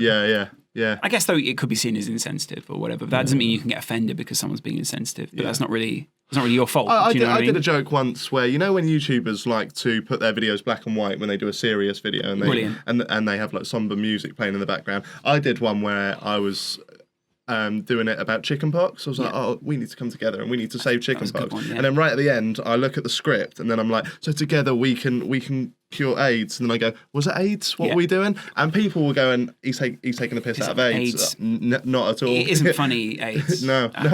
Actually, I've got to give you credit because I haven't really spoken to you since this. Well done on the money raised for charity. Yeah, nice one. Thank you. For the policeman who was killed. I think that was one of the best videos you've done, really. And obviously, for a sad subject, but it's good to show people that, you know, because everyone wants to slag people like us off on YouTube. So, but then the spice fucking boys out there who are always fucking Mr. Face Fits. Do you know what I mean? They're always getting that. Oh, I've raised X amount for charity, but I thought you did it in a really funny way, like in as funny as you could make it about such a sad subject. I didn't think it was funny. I just thought it was quite touching. What is quite striking about that video is that you're not doing your normal thing, which is quite good. Right, yeah. Sort of like a very different Jack. But like the fact that you mate. like, you know, the fact that Jack, you dropped like saying we can't do alfie shit all the time. Yeah. And then like I just thought it was the way you worded it was really good. Do you ever think of raising money for Alfie Days? He's got enough, innit? Has he? Fuck me, I would have thought so. What about the general election? Yeah, it's a weird one, isn't it? It was a surprise, wasn't it? It was a surprise. To everyone but her. Even her, I think. She was going, and I'm calling her general election, it turns out, It's just, the thing is, I don't really like talking about politics online. Like, it's not really... You're on a hiding and nothing, aren't you? It's a fucking minefield. Yeah. Everyone's going to... Like, people are literally at the ready right now, like, first word, cuck. Do you know what I mean? Because as soon as you talk about politics, you're automatically going to offend people. I bet he... What I find is most of the comments are full of assumptions about the people. I'm very conservative. No, you're not. Fucking genius. But keeps me in the money as a YouTuber. If you're a YouTuber, you should vote Conservative. It's made for you. Like, Alfie Days should vote Conservative. Why? Because it'll keep him up with all the money. Is that true? Well, I mean, you know, the rich are getting richer, aren't they? I'm joking. I think Alfie... What about if you're a lowly YouTuber who's struggling? If you're a lowly YouTuber struggling, maybe go UKIP sort of, you know, Lib Dem side, you know. The amount of messages, I can't remember if I said this on the last podcast or I was just saying it to you lads, but I get messages all the time saying, talk about this specific part of politics, talk about this, just because I made that one video about racism/immigration. Yeah. And I'd be in out of my depth to sit there and talk about it in great detail. Do you know what I mean? Wouldn't anyone know? Yeah, I think you can always find someone who knows more than you about politics. Course, There's always someone who literally thinks they know more. lives in. There's people out there who live in, like, they wake up in the morning and that is the first thing they think about. Yeah, Tony Blair. Honestly, not while other stuff exists. Do you ever find it quite divisive? Like, actually, what I find is most of the I do feel quite sorry for some of the people in the comments that are like, oh, I hate the left wing, because I don't really hate the right wing. Like, it's not an angle that I come from. I don't hate right wing people. I sort of think, oh, you seem like quite nice guys. I just sort of see it as a difference in perspective. But then the right-wing people seem to really, and some people on the left obviously seem to really hate the others. And I sort of think that's such a divisive... Well, like an army. Some people won't even listen to the other... I don't hate any group of people in the world, like, as a whole, apart from, like, the obvious, like, you know, Who? the Ku Klux Klan. Sure. Like... Careful. I mean, unless they are subscribers, in which no, it's fine. Would you now? I want you to now actively say, if you from the Ku Klux Klan, you should unsubscribe to Geordie. I need all the subscribers I can get, motherfucker. He won't even say it. Yeah, he will not even say it. Just in case there's someone out there who has a slight leaning. Whatever you're into out there, just subscribe. It's fine. I need all the numbers I can get. Wow. Do you know what I mean? It's incredibly sensitive the way that you put it. Yeah. I really don't give a fuck. People know I'm taking the piss. What I love is I'm glad that you were sensitive towards the clan. Do you know? The Clan. The Clan. Are we talking about Wu-Tang now? They don't require sensitivity. That's not what they want. Oh, for fuck's sake. Some people kind of think of it almost like supporting a football team, don't they? Yeah, that's the way weird. it comes across. Yeah. Yeah. We. Yeah. We did it. I mean, I'm the worst person to talk to because I don't even know. Like, we literally had that conversation recently about what am I? And Wow, it was really existential at the time. Still don't know. Do you know what I mean? a massive dick. Yeah, go and vote. Do you know?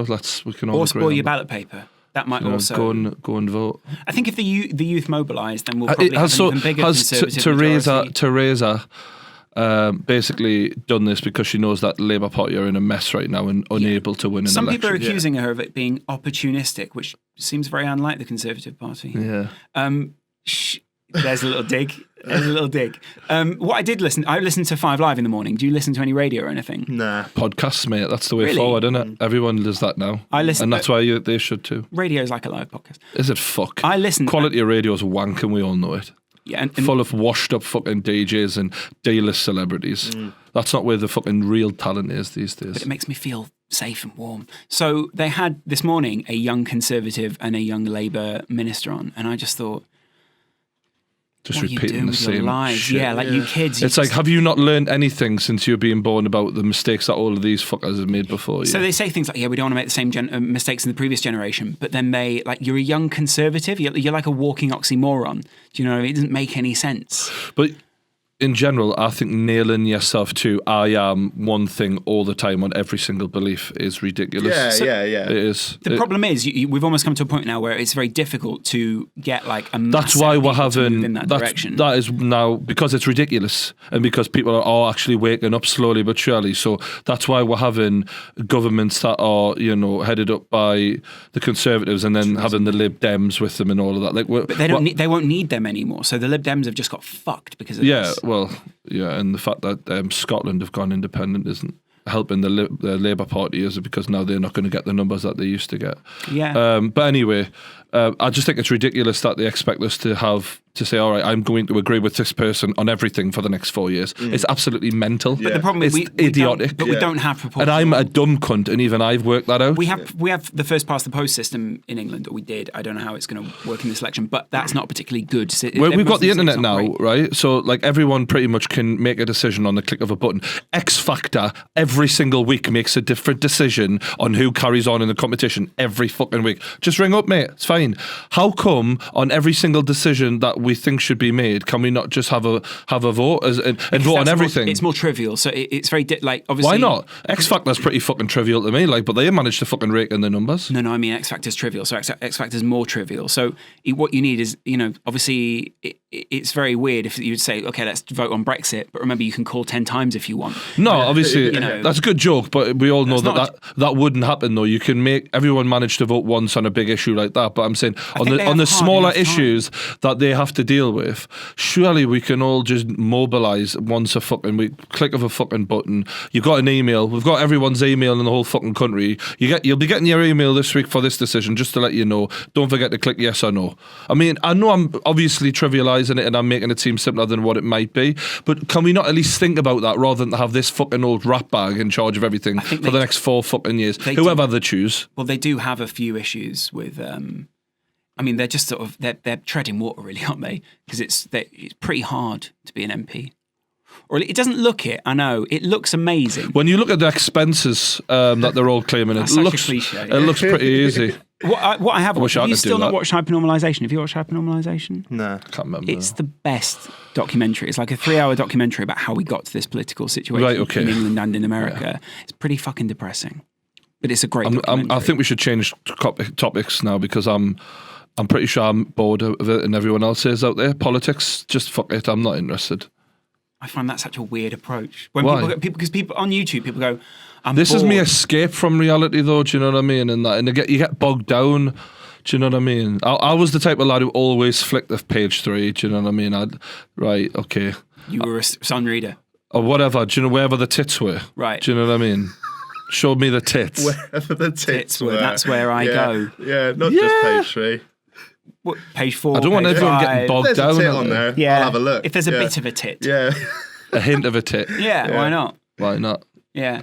How do you, every week, do you research your videos beforehand, or do you sit there and just sort of go, here we go, have this, and then free associate a little bit? Yeah, sometimes I'll just do it on the day. Yeah. Just, it is that. I really do not take it as serious as I used to. Like, Why I used not? to have a fucking plan of what videos were going up, when they were going up. Now I just can't be arsed. I think everyone just takes it far too fucking serious. But they're millionaires now. Do you Yeah, think? they are, but I think I had my chance to be a millionaire and I fucked it up. Yeah, I fucked Shit. it. So it's like, now I'm not going to bother. It could still happen though. Could it? Yeah, why not? I Well, don't know. Why not?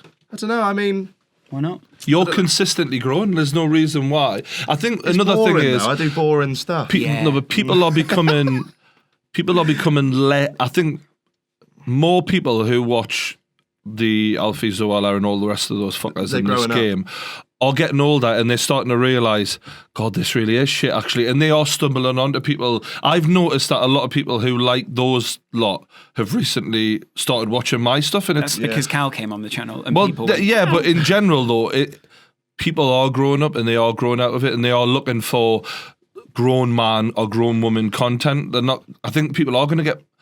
I hope people are going to get bored of that shit at some point. But I think everyone gets that age, but there's always going to be kids, do you know? So there's Yeah. always going to be some more kids that move into that. But what's going to happen is the Alfies and Zoellas and all of that lot are going to have to mature their content in some way, and maybe Zoella will manage it, but I don't think Alfie's got the brain capacity to even develop. To be honest with you. Alfie is. I don't understand where you're getting that from. Alfie and all those other guys are sort of getting to that age now where but men in England or men in the modern age can be a bit more childish for a bit longer. Do you know what I mean? They're like, you can almost be like 35 and be like, "Yay, we're going off on another little jaunt down to Tesco." Surely Yeah. not, man. But I didn't. Just It's a bit of a paradox for me because I constantly moan about shit content Yeah.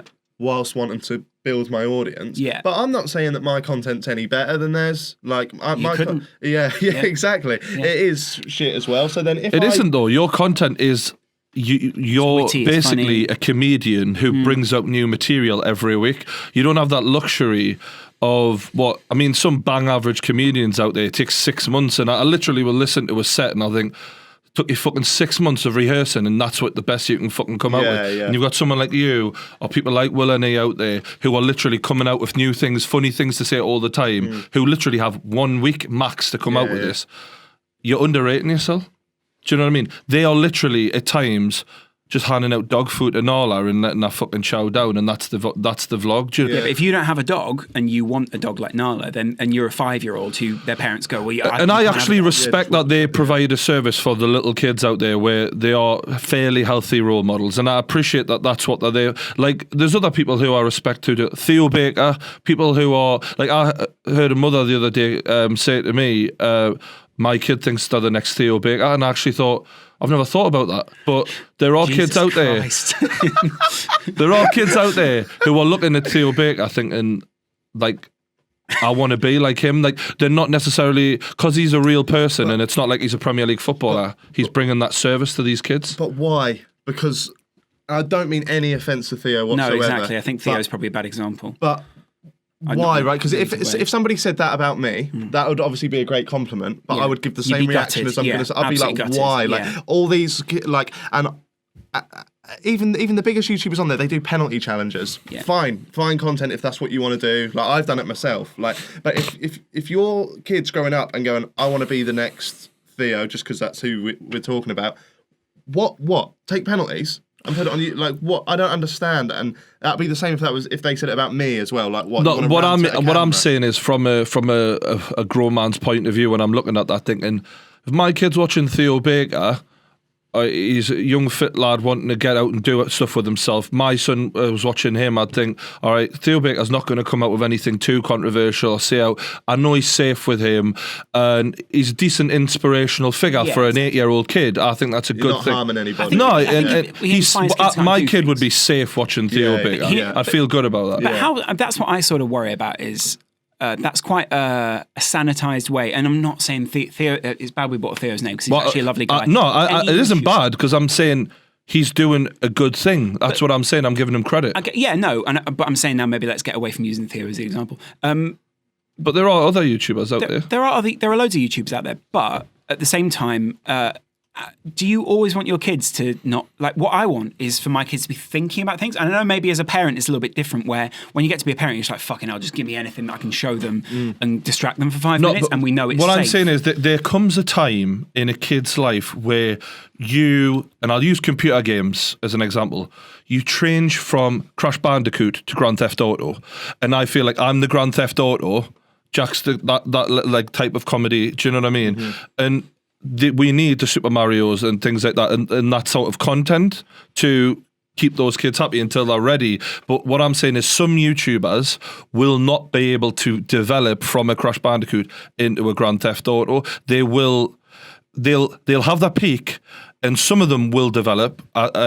So, for example, you could argue that Spencer's content initially was geared towards the young kids, but now you could watch it as a whole family. Hashtag and all of that. The dads can even get into it, any age. But some people will not change with the age of their audience, and ultimately we'll see people's channels just drops down dead. I think very often though, those people hope they will get the escape velocity to get onto TV or to get into media, or sometimes they just leave and just go, fuck it, I don't need my I'm channel fucking anymore. grateful. I'm grateful that I started this channel as just grown man from day one, and I've never had to, some people would argue, aim for different audiences really, and just like, yeah, this is me, because I could not be asked to try and keep myself the clean image. You know, it's hard work, that, to be fair to them. I appreciate the effort that goes into it. It is a lot of hard work. It's a battle between creativity and credibility. But you can't. This is my problem, is that it's also, though, for some reason we don't see kids' content as credible. We almost see it as like,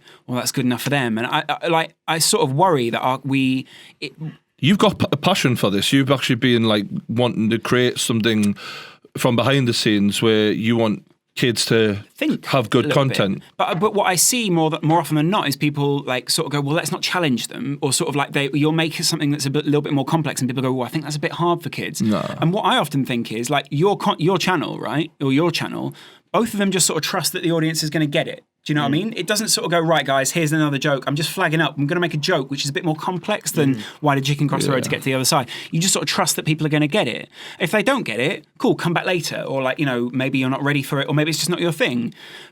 But you very often find with kids that people are just like, right, let's just make something super safe, and that's it. And then we'll just leave it there because kids got enough to worry about. And you sort of think, I feel if you play it that safe, though, I don't know if you're really respecting your audience. You're not, yeah. Because if we make a joke and we're kind of worried that 25% of the people out there are going to get it, we'll still make that joke because we think it's a good joke, and that quarter will mean more than the 3/4 that don't get it. Whereas a big YouTuber could just go, oh, I'm going to make that joke. Oh, no, I probably won't because I'll lose views. I'll feed my dog some more fucking biscuits. Like, and it just gets tedious. It does get tedious. But then some people also watch because they like that daily sort of, they like, like I feel that way with Casey when he was doing his daily vlogs. It was just something safe. Even if I didn't particularly enjoy the vlog, I'd be like, right, I'll stick with this. It's like 10 minutes where I can just switch off and just be like, right, let's just watch that. Yeah. It doesn't have to be amazing every time, as long as it's always there. Exactly. So if it's consistent, and that's why people talk about that consistency. But that means some people get caught in that, and that's why he originally quit the daily vlogging, because he was like, I was just doing it over and over again and got a little bit bored. There's only so many times you can show the New York skyline and just be like, ding, ding, ding. The thing is, if you don't live there is something incredibly inspirational about that. Or if that is like your goal, that is amazing. And it's the same for you. Like, you probably have a lot of people that, they're 13 or 14 and they see you. I definitely do have that age group, because I remember so clearly how I was at that age, and I know I kind of try and put myself in their shoes and think, who would I have gravitated to? But when that mother said to me, my 8-year-old wants to be the next Theo Baker, I totally got it. I was like, oh yeah, now that you've said that, I can totally imagine why. He dyed his hair? Because if I'd had YouTubers to watch when I was 8 years old, I would have wanted to watch people show me how to take free kicks and all of that. I would have loved that. I would have fucking loved it. But at 13, I was listening to the Marshall Mathers LP, and I was like, and I would have gravitated to someone who was more like me. Do you know what I mean? You know what I'm thinking is like, when I was a kid, I wanted to be Batman. I wanted to be, all these. A kid? How old?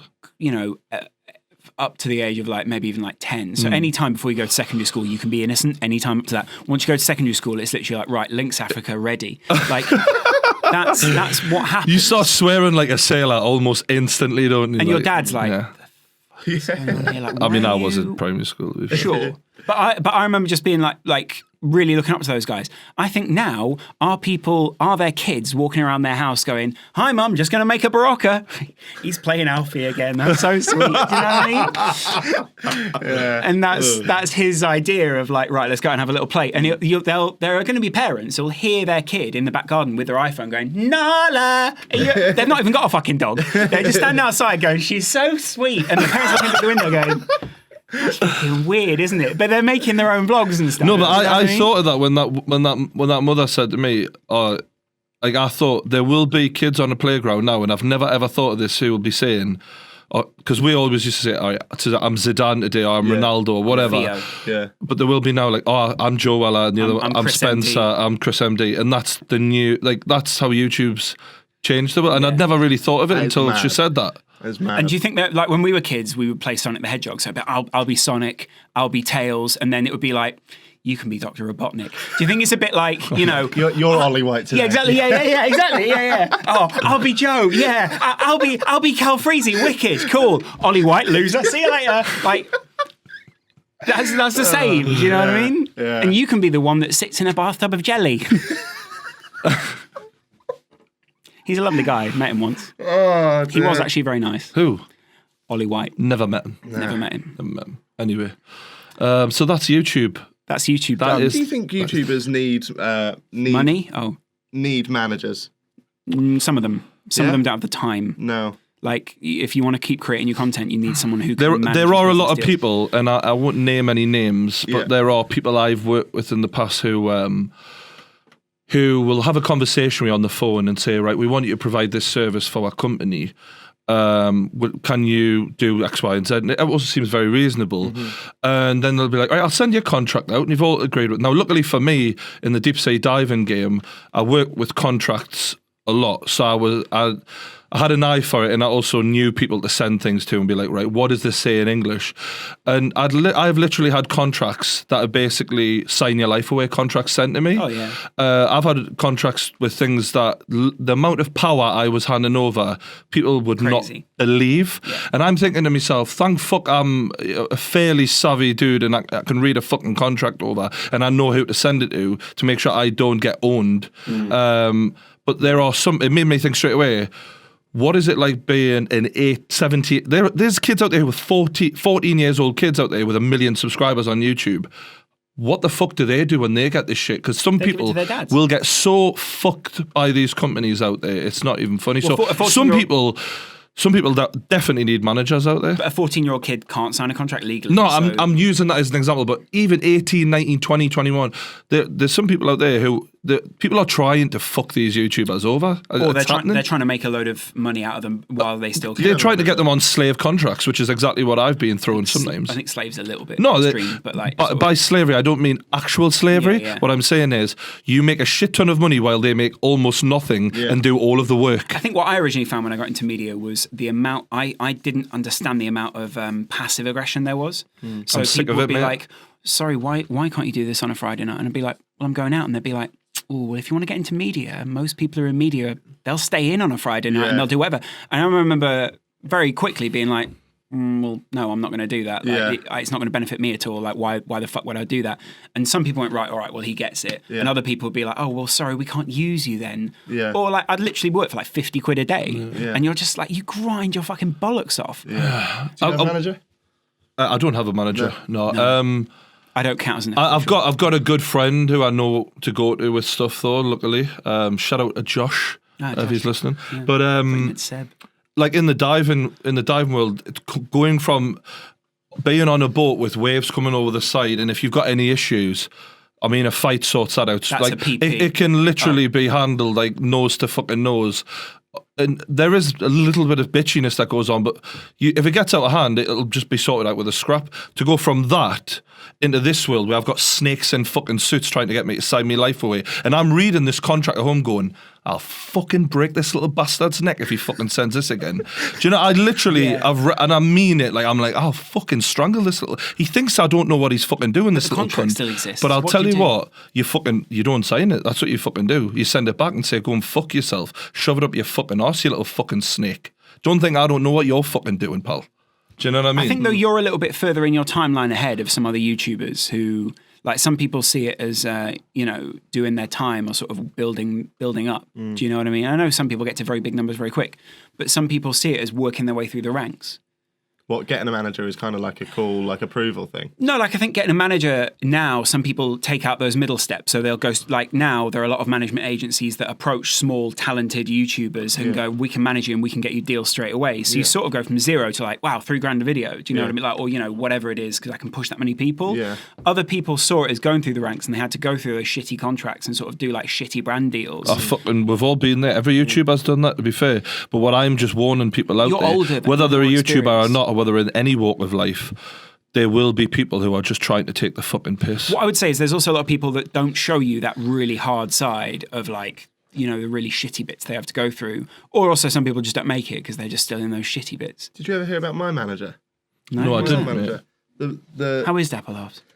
Fuck me. Don't get me started on that. Yeah. We probably should have spoken to you about that because he came back on to have a reply and then you never really got a reply. Do you know what I mean? Did you have any feelings about what he said?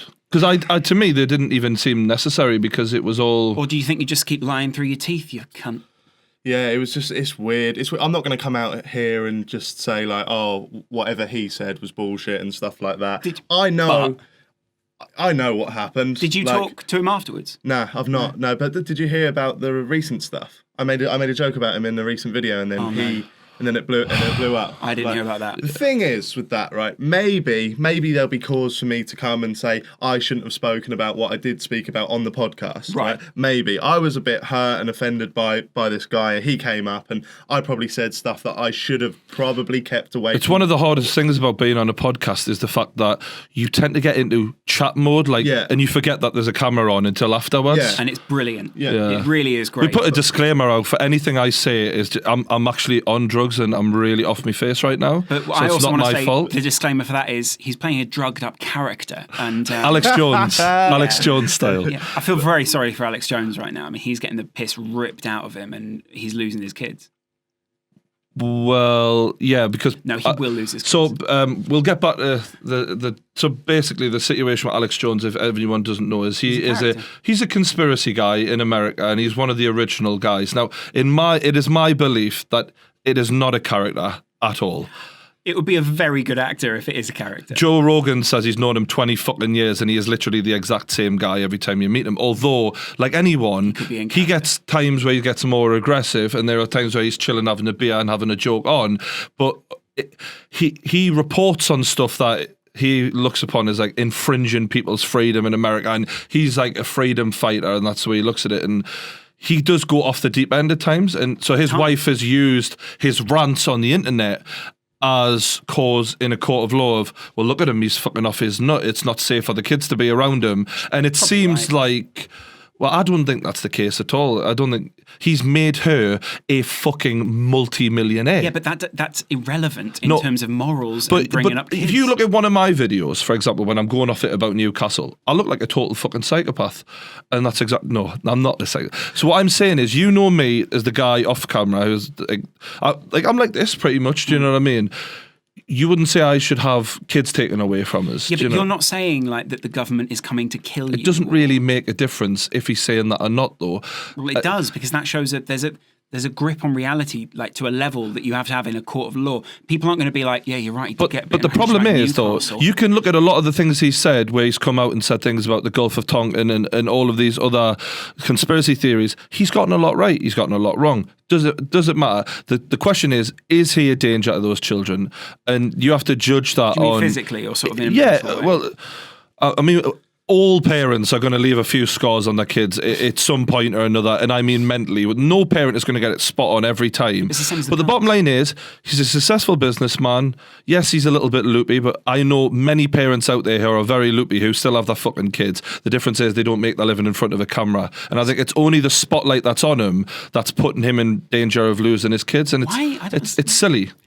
I don't know this story, and I don't know what you're talking about. But from what I'm getting, I I don't think you can ever judge anybody on what they say on their videos or how they act in their videos, because people, if you watch my videos even for 5 minutes, you're going to think that I've got a strong hate for all YouTubers. Like, when but really again, that's I not just sort of don't grounds. care. That's not sort of grounds to say, well, he should have he's not safe. You know, you're not going up to kids and sort of going, ooh, we need to kill you. But the point is, it's like if saying Ricky that people Gervais are gets on sex stage and says all of these things he says for an hour. But that's very different. He's a comedian. But the point is, putting someone in front of a camera, you are there to hold an audience, and ultimately, sometimes I've got no doubt in my mind that Alex Jones is known fine well. What's his website called? Prison Planet. Infowars.com. Whatever. And what's he based himself as a truth teller. And his business, Ricky Gervais's business, is comedy. That's inherently parody. It's inherently sort of another situation, and bursting the bubble for some people. The way that he pitches himself is, I know the real information on the inside track, and I'm selling that to people. And when you come and watch what I have, I'm telling you something. Trust me. That, at times, has been found to be horrifically wrong. Now, I'm not saying that you can judge him by his news stories, but it's very different to compare you, and Ricky Gervais to a guy who's trying to work within news and work within something where it's a bit more serious. But the bottom line is, while I agree with a lot of what you've just said, ultimately, the reason why I'm comparing with all is that we're all there to bring in an audience, and he is no.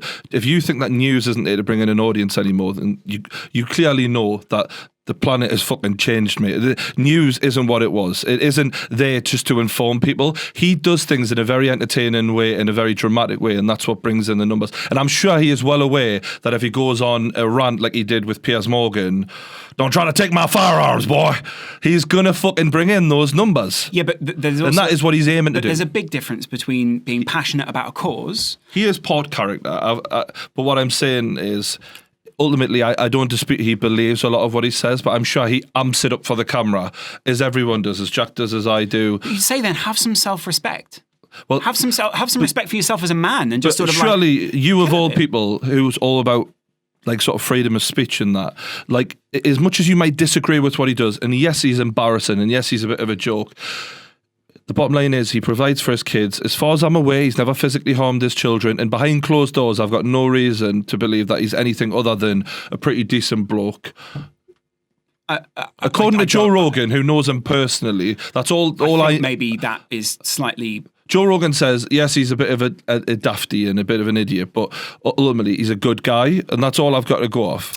You know, he's probably right, but at the same time, so I don't know enough about Alex Jones. But what I'm saying is, the guy isn't neglecting his children in a financial way. They're eating. You're supposed to, as Chris Rock says. But what I'm saying is, I know really bad parents. Like I know women. I've known a woman who literally ups and moves her fucking kids as if she's parking a fucking car. Do you know, like, they literally must have been 20 fucking schools from 10 years old, like from 9 years old to 16 years old. The woman, she fucking enjoys drugs. She's been with that many different men. She was in a fucking... I'm not even going to go into it. That motherfucker still got her kids somehow, right? No one's saying that's right. No, but what I'm saying is, in order to take someone's kids off of someone, the circumstances have to be pretty fucking extreme. And he hasn't physically harmed them. Mentally, they're well taken care of, they're provided for, financially, the whole thing. So I just think, in order to take someone's fucking kids off them, you got to have some damn good fucking reasons. What I think is interesting here, so I'm not necessarily saying he should have his kids taken off him, but what I am saying is, if he's then saying that his persona online is a character...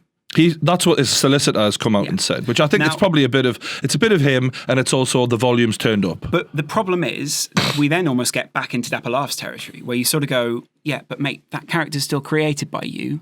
All these things are in your mind.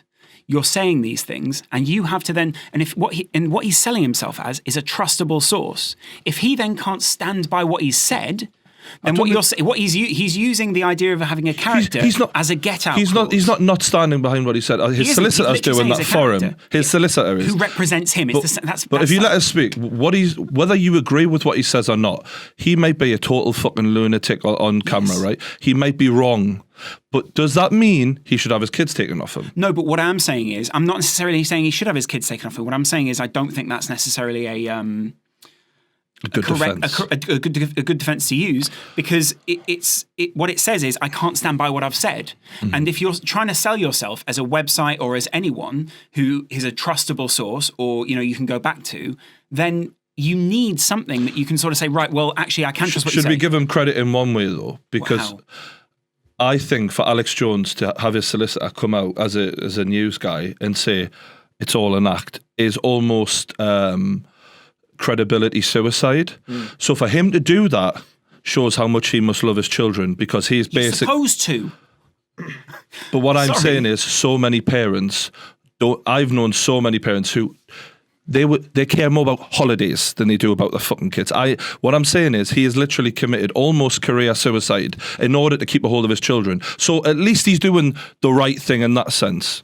But what most people would say is, it's a shame that it got to the point where he has to do that. It's a shame his wife, who no doubt is sucking the fucking money, has come out and tried to kill his fucking career and tried to take the fucking kids. Do you know what I mean? I think you're speaking from a perspective which seems quite angry towards the wife. What you've done is you completely. I'm sure she's fucking benefited a shit ton out of that cunt, and she's gonna get fuckloads of money. Do you know her name? Not Mrs. Jones. Right.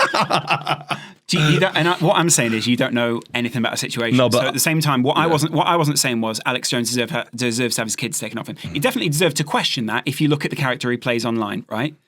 Because what he was he never said, and it never said anywhere around that. Remember, it's a real looking radio studio which uses the visual lexicon of "this is the news." This is exactly the same as the way that CNN set up. So he's put himself in the same way that Arsenal Fan TV put theirs, in the same as a news sort of an opinion. What you're saying is, if you appear as news, you have to then try and hold yourself to that standard. There's a reason South Park at the beginning says none of these characters are representative of real people, because we understand that then as parody. You can't sell yourself as years and then at the very last second shit the bed and go, whoa, no, sorry.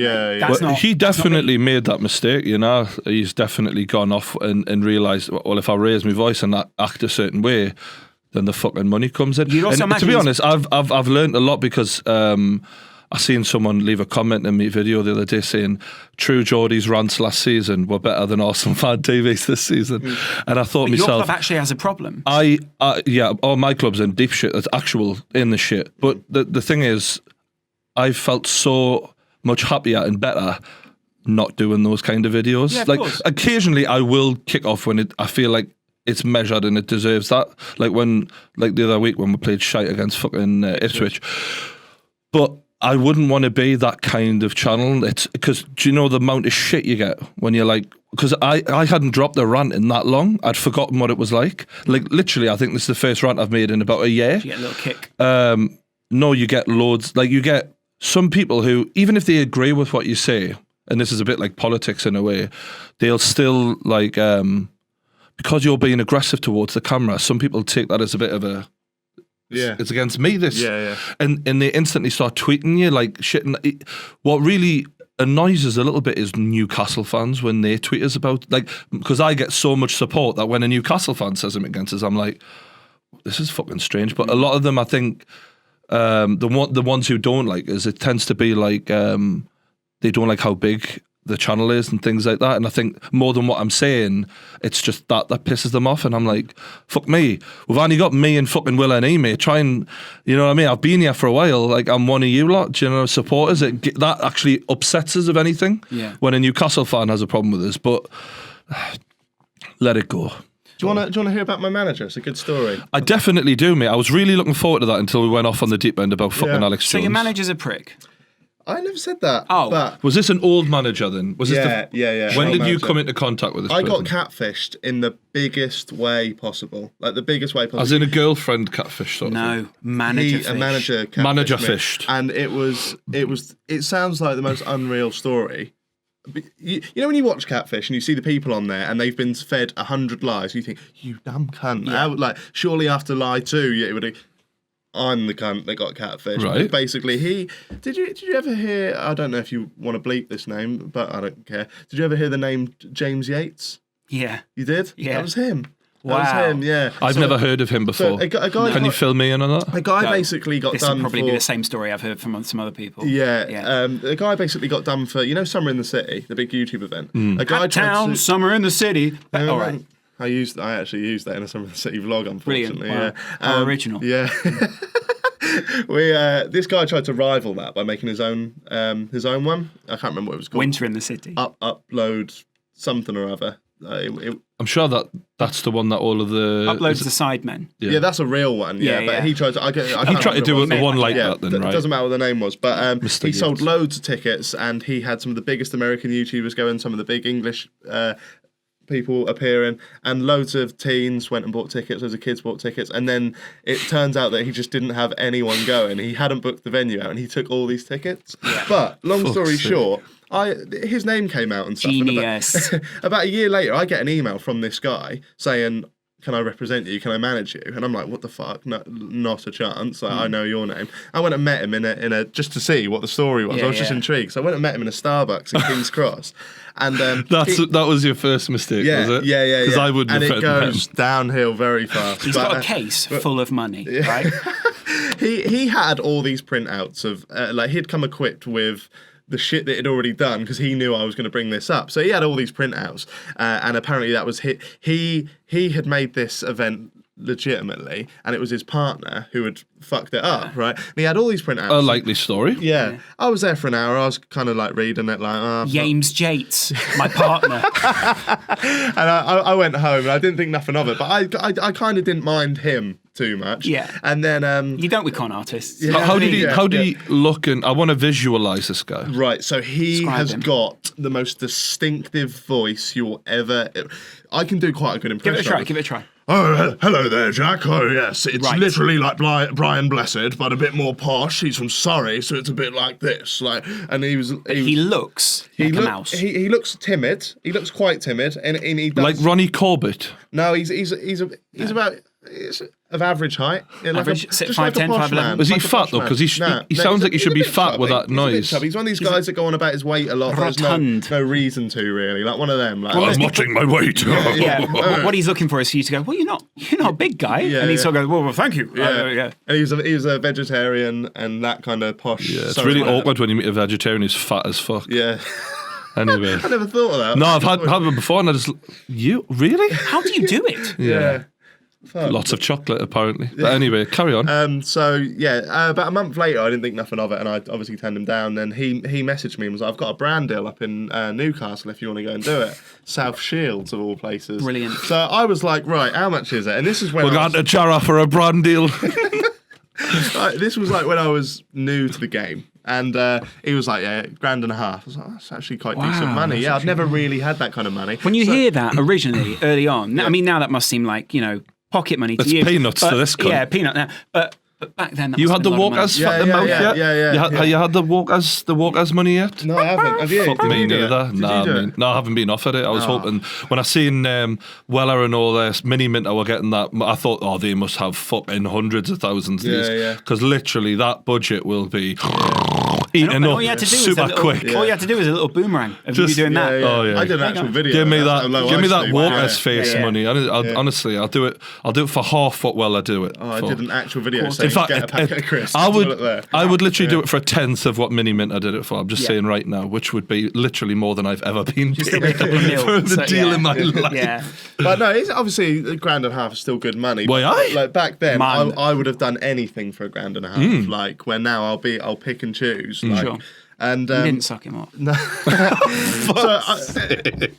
This was like catfish more than we thought. And Neve not- and Max are actually in Newcastle. You're not actually far wrong though. That's the depressing thing. You're not actually far wrong. Oh, I yeah. didn't suck a dick, but like He wanted it. yeah, There's a right. hand. He So- does sound like that was like that. I don't know what about that voice, but it did come across like He was very feminine. when men go on about their weight a lot. I always think like it's not a normal thing to say, is it? What? No, it's not. It's What not. you looking at? Sorry, the cameraman was just making a blowjob motion at me. I don't understand. Yeah. for later. He was just saying later. Yeah. Yeah, it is a little bit unusual. Although you then sort of think, you are a bit of a character. Right. Do you know what I mean? So how was it? How were we not far on? Did you get the train? I went up, I did it, yeah, and I did the brand deal, I got paid the money, and everything was quite sweet. And then What a catfish. he was sending me more jobs, and then after a while, I'd got to know this guy really quite well, like, and he was actually a mate. And I was like, right, I'm going to forget about How all old the are we shit. saying roughly? He's about 30. All right. Yeah, about 32, something like that. So I was like, he's actually all right. And he was getting me these brand deals. So after about 6 months, I was like, I'm actually willing to put pen to paper, and you can actually be my manager if you want. And I had bigger YouTubers DMing me going, careful. And I was like, yeah, but he's all right. I kind of know him now. Well, yeah, he's obviously come good. So Yeah. at that point, you've got no reason to think any different. Yeah, and then he was like, one day he said, right, I've got you a part in a film, and we're going to fly out into the Nevadan desert near Vegas, and you're gonna be in it. So I was like, all right, cool. I went. Fucking wow. And I did it, and I did the trailer. And then he was like, "We're now going to In LA." Vegas, though. Yeah, it's like in the desert. Was this early on in your fucking... Quite, about 3-4 years ago? You must have been thinking... not even that You long. must have been thinking, I'm fucking going to make it. Yeah, this is mate. it. Honestly, yeah. I went to Vegas. be a waiter Because in a no one's movie. ever fucking flown me out to fucking Vegas. I did. I've tried, but you rejected it. I haven't. I did the trailer. Then a month later, we flew out to LA to premiere it at a film festival, and I was like, "This is the nuts! Like, this is crazy." What Made a terrible it. catfish Yeah, so far. But This story's not going in your... Wait. Can I sign with him? Wait. Yeah. And then, like, while we were over there, he showed me these Penis. apartments Oh. that he owned. Apparently, he was good mates with Zac Efron, and he got a FaceTime call off him when we were there. Long story short, we get back to England. That's a classic thing where he goes, "Oh, you caught me with Zach? Yeah. No, I'll have to go now, You watched Zach." a call with Zac Efron, him doing it. You actually seen the call. I saw the number, and then he got a call, and he was like, Zach, oh, I'll call you back. But it was very obvious that he was getting a call from Zac Efron. Gotta go. And now, Jack. We actually, just to interject there, we've had a similar thing where there was a guy who was having a meeting with Robbie from Arsenal Fan TV and Paul out of Redmen, and he was like trying to get them to sign with him, and he goes, "Oh yeah, just got a call there. Tubes off Soccer AM," as if it was like yeah. a really big Yeah. deal, and they're looking at him like, "It's fucking Tubes, Yeah, man." You've spelt it, Tubbs. yeah. All right, so So he come back to England. He was a good mate, and then one day this guy used to get allergic reactions to stuff, and his face would swell up like a bullshit. balloon. Yeah, yeah, and his face would swell up like a balloon, and he would post these pictures on Facebook, really swollen, and it was a real thing. And then one day I get a phone call. No, I'm chasing money for this big brand deal, and he's not paid me. And we used to speak every day, like on the hour, like good mates. And he hadn't spoke to me in about 3 days, so I was like, this is fucking weird. And then day 4, I get a phone call. how much was from the him. brand deal you were chasing the money for? That was like a big one even now for me. So Yeah. that was like A lot of money. 3 times what the first one was. Right, Like, okay. Yeah, so that's decent. That's amazing. for me. Yeah. Yeah. It's not, And then when he says decent, he doesn't mean average. That decent means very good. Yeah. Yeah. Because some people might be like, "Wow, that's a lot The of word money." decent in England is Like that's how we mean it. it's a Decent term is to good. play down how successful you actually are. Decent, Anyway, mate. go on. and then so I get a call from him day 4 after ignoring all of my calls, and Jack, I cannot speak. that was his dad, Ah. and he was like, apparently his dad was a millionaire. He owned an airline in Portugal, and he was like, "Hello, James is going to be able to contact you for 3 months." Iberian Air. And I was like, "Okay, why is this?" He said, "Oh, he's had a really bad allergic reaction. His face and hands are swelled up, and he's in the hospital." I was like, "Well, put the cunt on loudspeaker then." But he was like, "No, he just can't speak to you." Did you say that to his dad? Yeah, I Put was the cunt on loudspeaker. No, and then I hung up. I was like, "That's weird that they know he's going to be in for 3 months. Like that's very specific." And then I got a phone call off this magazine, 1080 magazine, and they were like, "So, was he guilty or not?" And I was like, "Sorry, what's this?" They were like, "Was he guilty or was he like? Did he do it? Did he do what?" I was like, "Oh yeah, James Yates went to prison on Monday for fraud." I was like, "Oh, okay. Apparently he's been stealing credit cards from people and going to America on trips and that. Fucking hell. I was like, no way, like this is insane. And they were like, did he do it? I was like, I literally didn't even know he was doing any of this stuff. And then it turns out that his apartment that he owned was Airbnb. The Zac Efron thing, there was pictures of him and Zac Efron on Facebook, and they had their arms around each other and stuff. And I was on Skype to my friend Tom at the time, and I was like, I don't understand this though. Like, why is Zac Efron his mate? And then Tom was like, have you zoomed in on that picture? I was like, it's not Photoshopped. I know it's not. He's like, no, it's not Photoshopped. But look at the lanyard round Zac's neck. So we zoomed in. It's a meet and greet. And it was, worse than that. It was, James had got himself tickets to the premiere of a show called Your Face Looks Familiar. And it was a lookalike contest. And he had pictures all matey like that on Facebook. Oh, and he told me that he lived with his wife for about 7 years. And then after, when he went to prison, it was just a plastic doll, and you've been having 4 or 5 dinners a week. She's quiet tonight. She is quiet tonight. You're right. She's normally much more chatty than this. Normally, more food, darling. You've not touched a thing. Well, it's a very unusual behaviour for her, I must say. Just a balloon for she's normally a real goer, I must say. She'll fuck me the randy bitch later.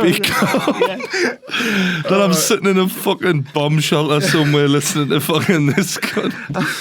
There was he said he lived with his wife for about 7 years, and I never met her, but he used to tell me very specific stories about her. Like he used to say, oh, I've got a bit of a bad stomach today because of, I can't remember her curry give us the shits, Kate's lasagna and stuff like that. And then her friend got in touch with me when he went to prison. And I said, oh, how's his wife taking it? She was like, wife? So, the one he lives with, he rides horses with and stuff. He just doesn't own horses, he lives with his mum. Oh, wow. Yeah. So if anything, it was a bit Oedipal. Yeah. Oh my God. Wow. So will he be out by now? He's out now. Has he contacted you since getting out? He contacted me and apologised and said he wanted to meet up and discuss it. And I in was LA. Yeah. In Vegas. Yeah. I can fly us both out to Vegas to make it up to you. Yeah. But how would you be doing that? Well, it's on my card. Zac Efron's paying for it this time. Yeah. And I didn't meet, and then I made a video about it, and I told this story in a video, and then he got a bit aggressive and stuff. Aggressive? Yeah. Who the fuck is he to get? I don't like it when people bring a load of shit on themselves, and then they're like, "Oh well, no, but I have to apologise and have to be forgiven for everything." Yeah. No, mate. Sometimes you can just call you a cunt, and that's you just got to sit down, shut the fuck up, and take it. Yeah, but surely reform is it? And then Fuck reform. When I was on holiday Fuck that last cunt. week, I was just going on a little stalking session. So I went. He's constantly tweeting now about his acting. He's like, "Oh, I've just been." To be fair, I mean, yeah, it's very good. It's incredible very actor. good. Yeah. It's very good. Yeah. I mean, he led you on for so long, about at least a year and a half. Imagine if this was all a YouTube channel, and one day you find a YouTube channel where it's literally him filming you through a window. And it'll be the best channel. So he did. Did he actually get you the brand deals? Though that was. Yeah, that was legit. So yeah. Can I just say he actually got you the brand deals? Because I know people whose job it is to get brand deals right now who are fucking shit. At I'm it. not sure. So maybe we can get him a job. No, maybe. I mean, the thing is, maybe he didn't get you the brand deals. Maybe the money came from people's credit cards. But no, because I did a big one for Pizza Express. Brilliant. And we went to the Pizza Express and filmed with... I love the idea. He's got other people. He's going, yes, we're here for the brand deal today. And they're all just made out of balloons. Yeah, pizza. There's a point where the head He's pops. literally hired like starving actors to like, right, so what's my motivation? You are the guy serving Jack today. Yeah. But so last week I was doing a little stalking session. This Same is where sex doll in the corner. This gets incredibly weird. Petty, some would say. Yeah. I went onto his Twitter. He's talking about all these like acting roles he has. He's obviously just got extra jobs now. Massive. And I went on to, he's a voiceover artist as well because of his distinct Brian voice. Blessed. I went onto his online CV. And when we were in America, I made a vlog on my second channel, and he's in the vlog. The video's called Hello California, and on his online CV, it says Jack's camera, Hello California, second lead. Brilliant. It's just all so bad. It's all, and in the movie that we shot, he's in the movie, and he plays my agent in the movie. Brilliant. So on his CV it says, in the movie, Prankin' Rachel plays sleazy agent. And it was like, method acting. He's the most man. He's the biggest loser I've ever heard of in my life. Unreal. I've never That's like a character out of a movie. There's a very fine line, Ironic. isn't there? Because if it had all come off and he was sort of like, now he's this big successful TED talker or something, everyone would be like, wow, you know, how I faked my way to make my Fake way. it till you make it is legit, like what some people do. Well, this is what he thought, though. He just took it too far. Yeah. Do you think in life sometimes when we want to believe something's true, we just do? Oh, yeah. I think the thing is, though, if you get the fact is, £1,500 in your account is a pretty powerful convincer. No, very much so. Yeah, I'm sure that did a lot to keep you believing because this guy was delivering on his promises. Yeah. Okay, guys, I've got the emails. What should we? Just whatever, mate. Should we? I tell you what. Why don't we search a word? Which word shall I search for in an email? And the top one will bring it up. What word? I'll just say it before sex. Sex. All right, sex. You Sex. were going there, Cool. Yeah. Pest. Wow. Fartbox tongue punched is the very top one. Okay. Wow. Hello, Geordie, Lawrence, and guest. Call me whatever you like. Jack. No. Well, do you want to call him? Oh, him. Yeah. John. John. Good. Oh no. James.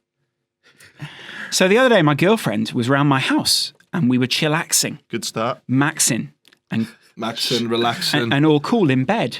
Then the usual happens around half an hour into a film. Anyway, to cut to the chase. Sorry. Yeah. It actually says. I thought you were being funny. Oh, what? Like chillaxing. Yeah. No. It actually says So that. you do read this word for word? Yeah, word for word. I have to adjust stuff every now and again. Okay, he's actually written this. Okay. We've done, and she wanted to do the position 69. However, we've done this before. It's usually pretty good. However, this time was different. Her tongue trickled from my balls to my gooch and my unprepared arsehole. Wow. This is strange, as I've been with this girl for a few years now, and the sex life is really good, but never taken a jump this big. I didn't like it, but I'm too afraid to tell her. I didn't, because I feel I may damage her confidence of trying something new in the future. I made out in amazing at first. It was amazing. Amazing at first. But he's now regretting that decision. This is your floor. The floor is yours. How do Mate, I let I him always know? do this, mate. You're welcome. You're here now, mate. Take it. What does he want to know? Like he just feels uncomfortable. I think what he wants to do is How find a does way he to twist it broach it? back. He needs to sort of go, I didn't actually enjoy, or that's not my thing. Should he not have enjoyed it though? Because she's a bit of a kinky thing. You know what I mean? Isn't it a bit unusual to approach an arsehole that you don't know has been cleaned?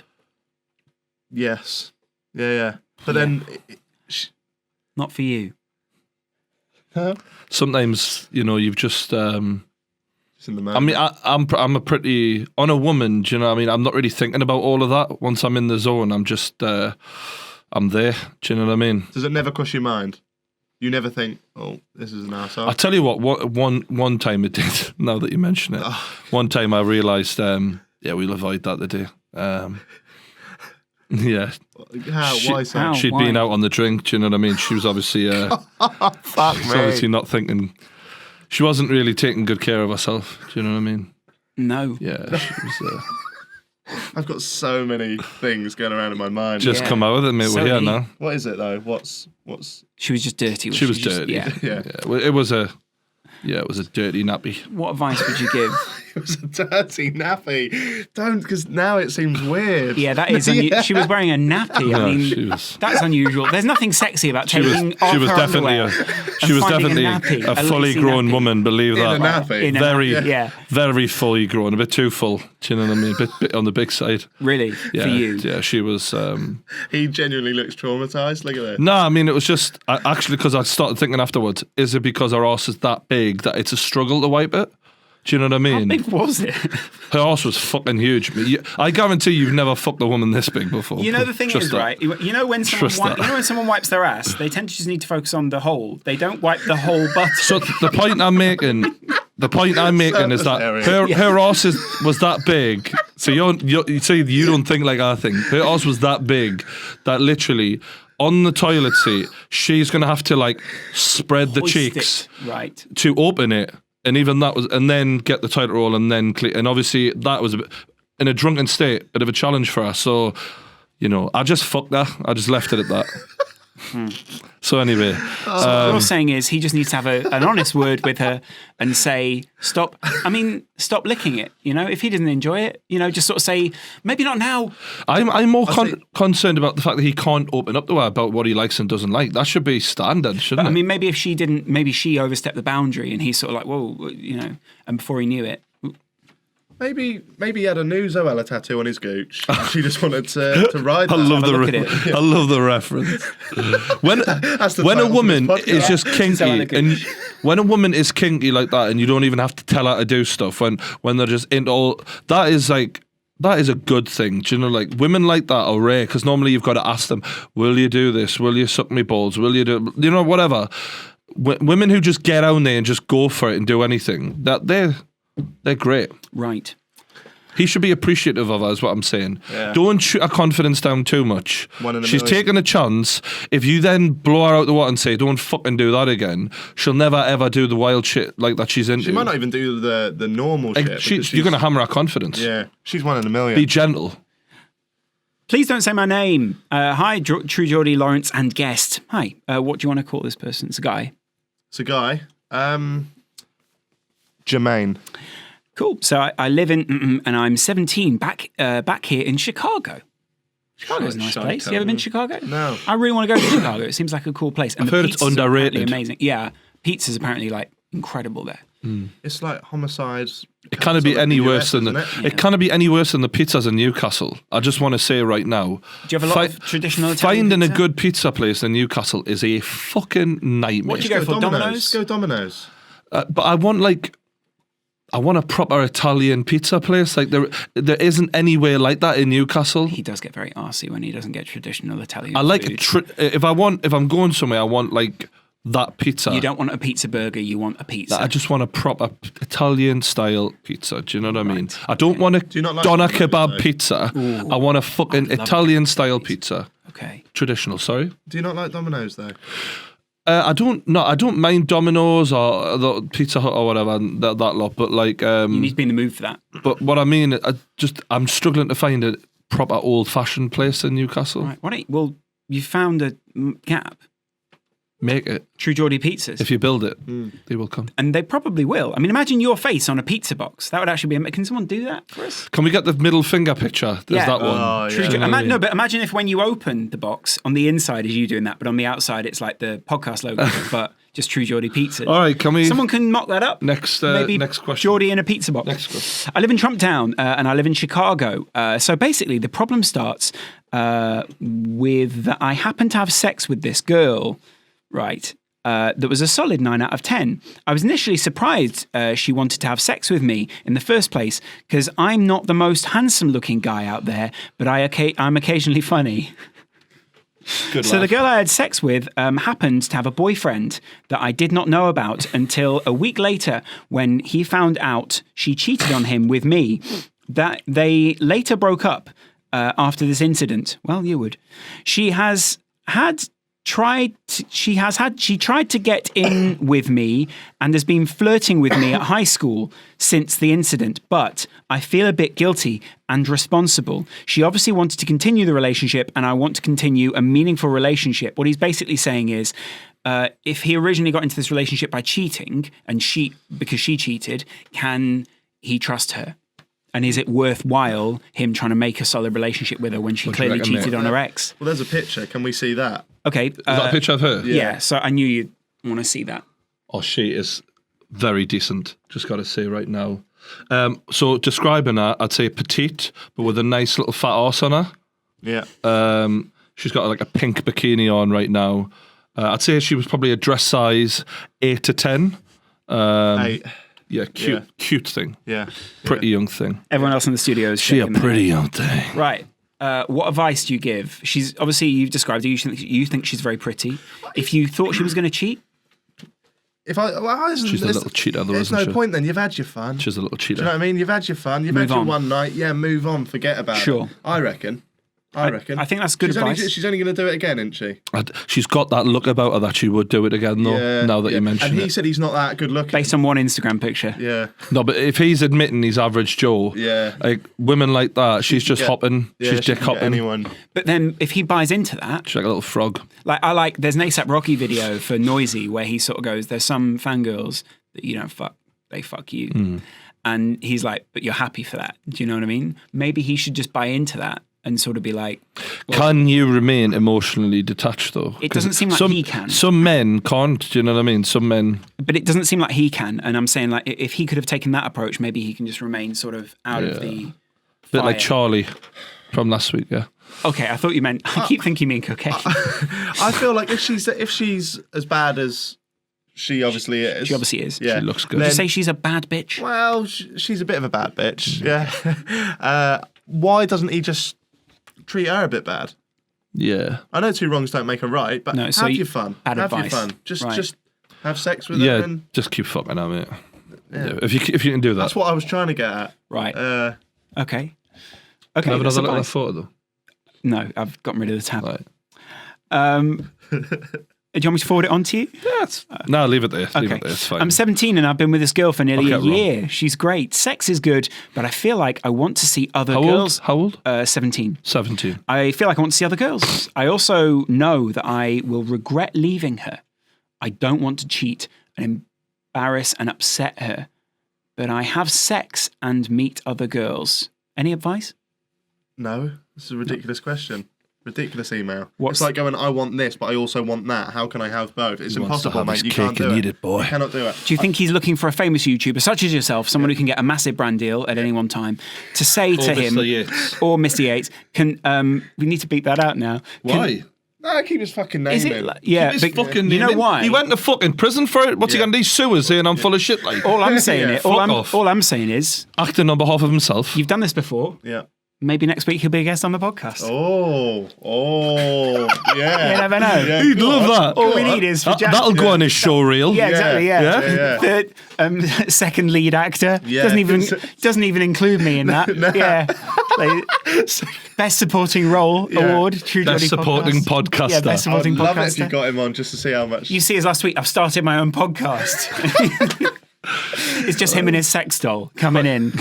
Quite annoyed. She's normally much more They do chatty than podcast she won't awards. need a You know. mic. They do podcast awards, but there are some podcast awards coming up actually. But what I don't know what. Are they the ones that you've got to beg for to get people to vote for you? Because I don't value those kind of awards. I want ones that are just going to get. I don't have to do anything, and they'll just be given to us. I don't think that's going to happen. I think you have to sort of buy retweet in. and vote for me. Yeah. No? Fuck's sake. Right, okay, fair enough. You deserve award. An award. Yeah, I feel like we should get an award. What award do you want?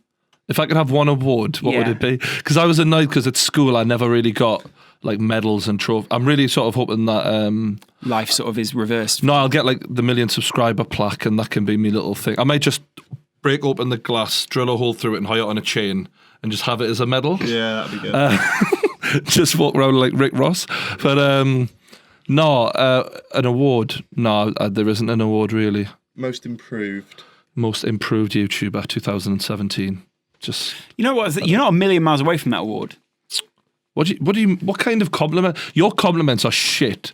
Do you know that? How does your girlfriend compliment feel? That's not meant to be. Your compliments to me and him today have been absolutely wank. Yeah. Oh, that's quite a funny video. Maybe you're not a million miles away from being an improved YouTuber. That's such a young kid thing. Maybe you should go away. I think you should work on it, and then whatever guest you have next, you should actively try and compliment in a more positive way. Sure. I mean, the problem with Geordie is, and they say it in the comments all the time, stop kissing his fucking arse, mate. Yeah, right. Oh, thanks for coming on my podcast. Oh, it's so nice. Oh, KSI, you're amazing. It's parody, mate. Get with it, all right? I'm helping. Yeah? That most improved YouTube channel. To be fair, I have improved a lot this year, you know. Yeah, no, you really have. Said I was going to You've come a nailed long it. way. So I'll give myself a compliment, even if you won't, you cunt bag. Carry on with the questions. This is character. It's all a character. As soon as he gets off screen, he's like, I love Don't what take we me do kids off together. us. It's all a character. Yeah. Crack on. Please, Jeanette. Anyway, call me Frank. Frank. Brilliant. Talk to Frank. Or something like that. I don't know. I'm from France, by the way. I'm 17. I had sex with 4 people at once. The current one, being my girlfriend of a few months. Literally can't come though. Can't come through sex or handjobs or blowjobs. I have to jerk off in order to finish. If I don't do this, then I literally will never end. What do I do?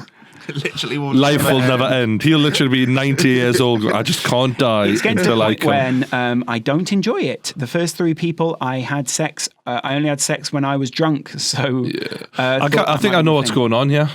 He's not attracted. He has wanked off for far too long. Right. And his dick is now so rubbed out and fucking no sensation. He's got there. a callus. He's basically, his dick's so desensitized to sex that he literally needs to pull the head off it in order to come. So just stop wanking, mate. Literally. Just stop wanking. It'd be fine. So you're saying if I wank a lot more and I'm trying to then True Geordie quotes, guys going. to be fair, I've perfected it since that couldn't be fucking ready to win. I've perfected it as I've gotten older, but if you wank a fuck ton and then try and shag and come through it, it's going to be harder to orgasm. So, I remember being told by a lot of older men, when you less. first start dating girls when I was younger, always sort of do that before if you think you're going to have sex with a girl. I remember at the time, when I was a teenager, because they're you'll last longer. I remember at the time as a teenager, that's such a big deal to you. Do you know what I mean? You're a teenager, you're like, wow, that's really great advice. Yeah. But you don't really think about it now. Do you know what I mean? When you're older, you don't really think about it so much. You naturally just develop a resistance towards shooting your load too quickly, I think, as you get older. Sure. But in my head, I just think, what is going to make her happiest? And then you do the opposite. Do that. It's fine. I love the way that you paint yourself as this sort of incredible lover. I definitely don't. I don't think I have. I've said how shit I've been in the past. I said I was wank. Literally. I was terrible, especially early doors. Just lazy, or I think a lot of the time I would be that pissed by the time I'd pull a lass that God only knows what some performances I've turned out. Literally. I mean, literally Jack being Colback fucked by a salmon trying to get back upstream. I'm going to say a magic cup. Yeah.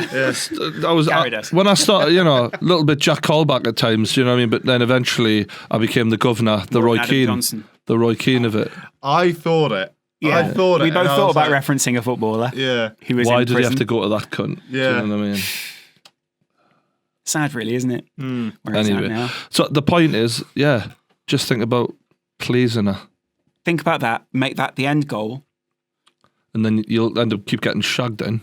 I mean, really, it's not the worst thing if he can't come. It's sort of like, well, you'll last much longer then, it isn't makes it? you look really cool. But do you think at the same time, because then... Women want to make men come, though. A good woman, anyway. It would, yeah. And it bothers them if they can't make you come. They don't like that. So this is a bit of an issue. It destroys the myth that they are because people think you're not good in bed if you can't make the man come, right? Well, I think visually, some women get a bit like... so if they make a man come, like, oh, I did that. I did that. They like to believe that. Sometimes they don't realise that we're just thinking about a bit of porn we watched last week or whatever. Wow, that's very dark. That's so dark. No, it's so fucking true. Right. Just because we came doesn't mean you made us come. Right. Do you know what I mean? And that's often what you roll off and say.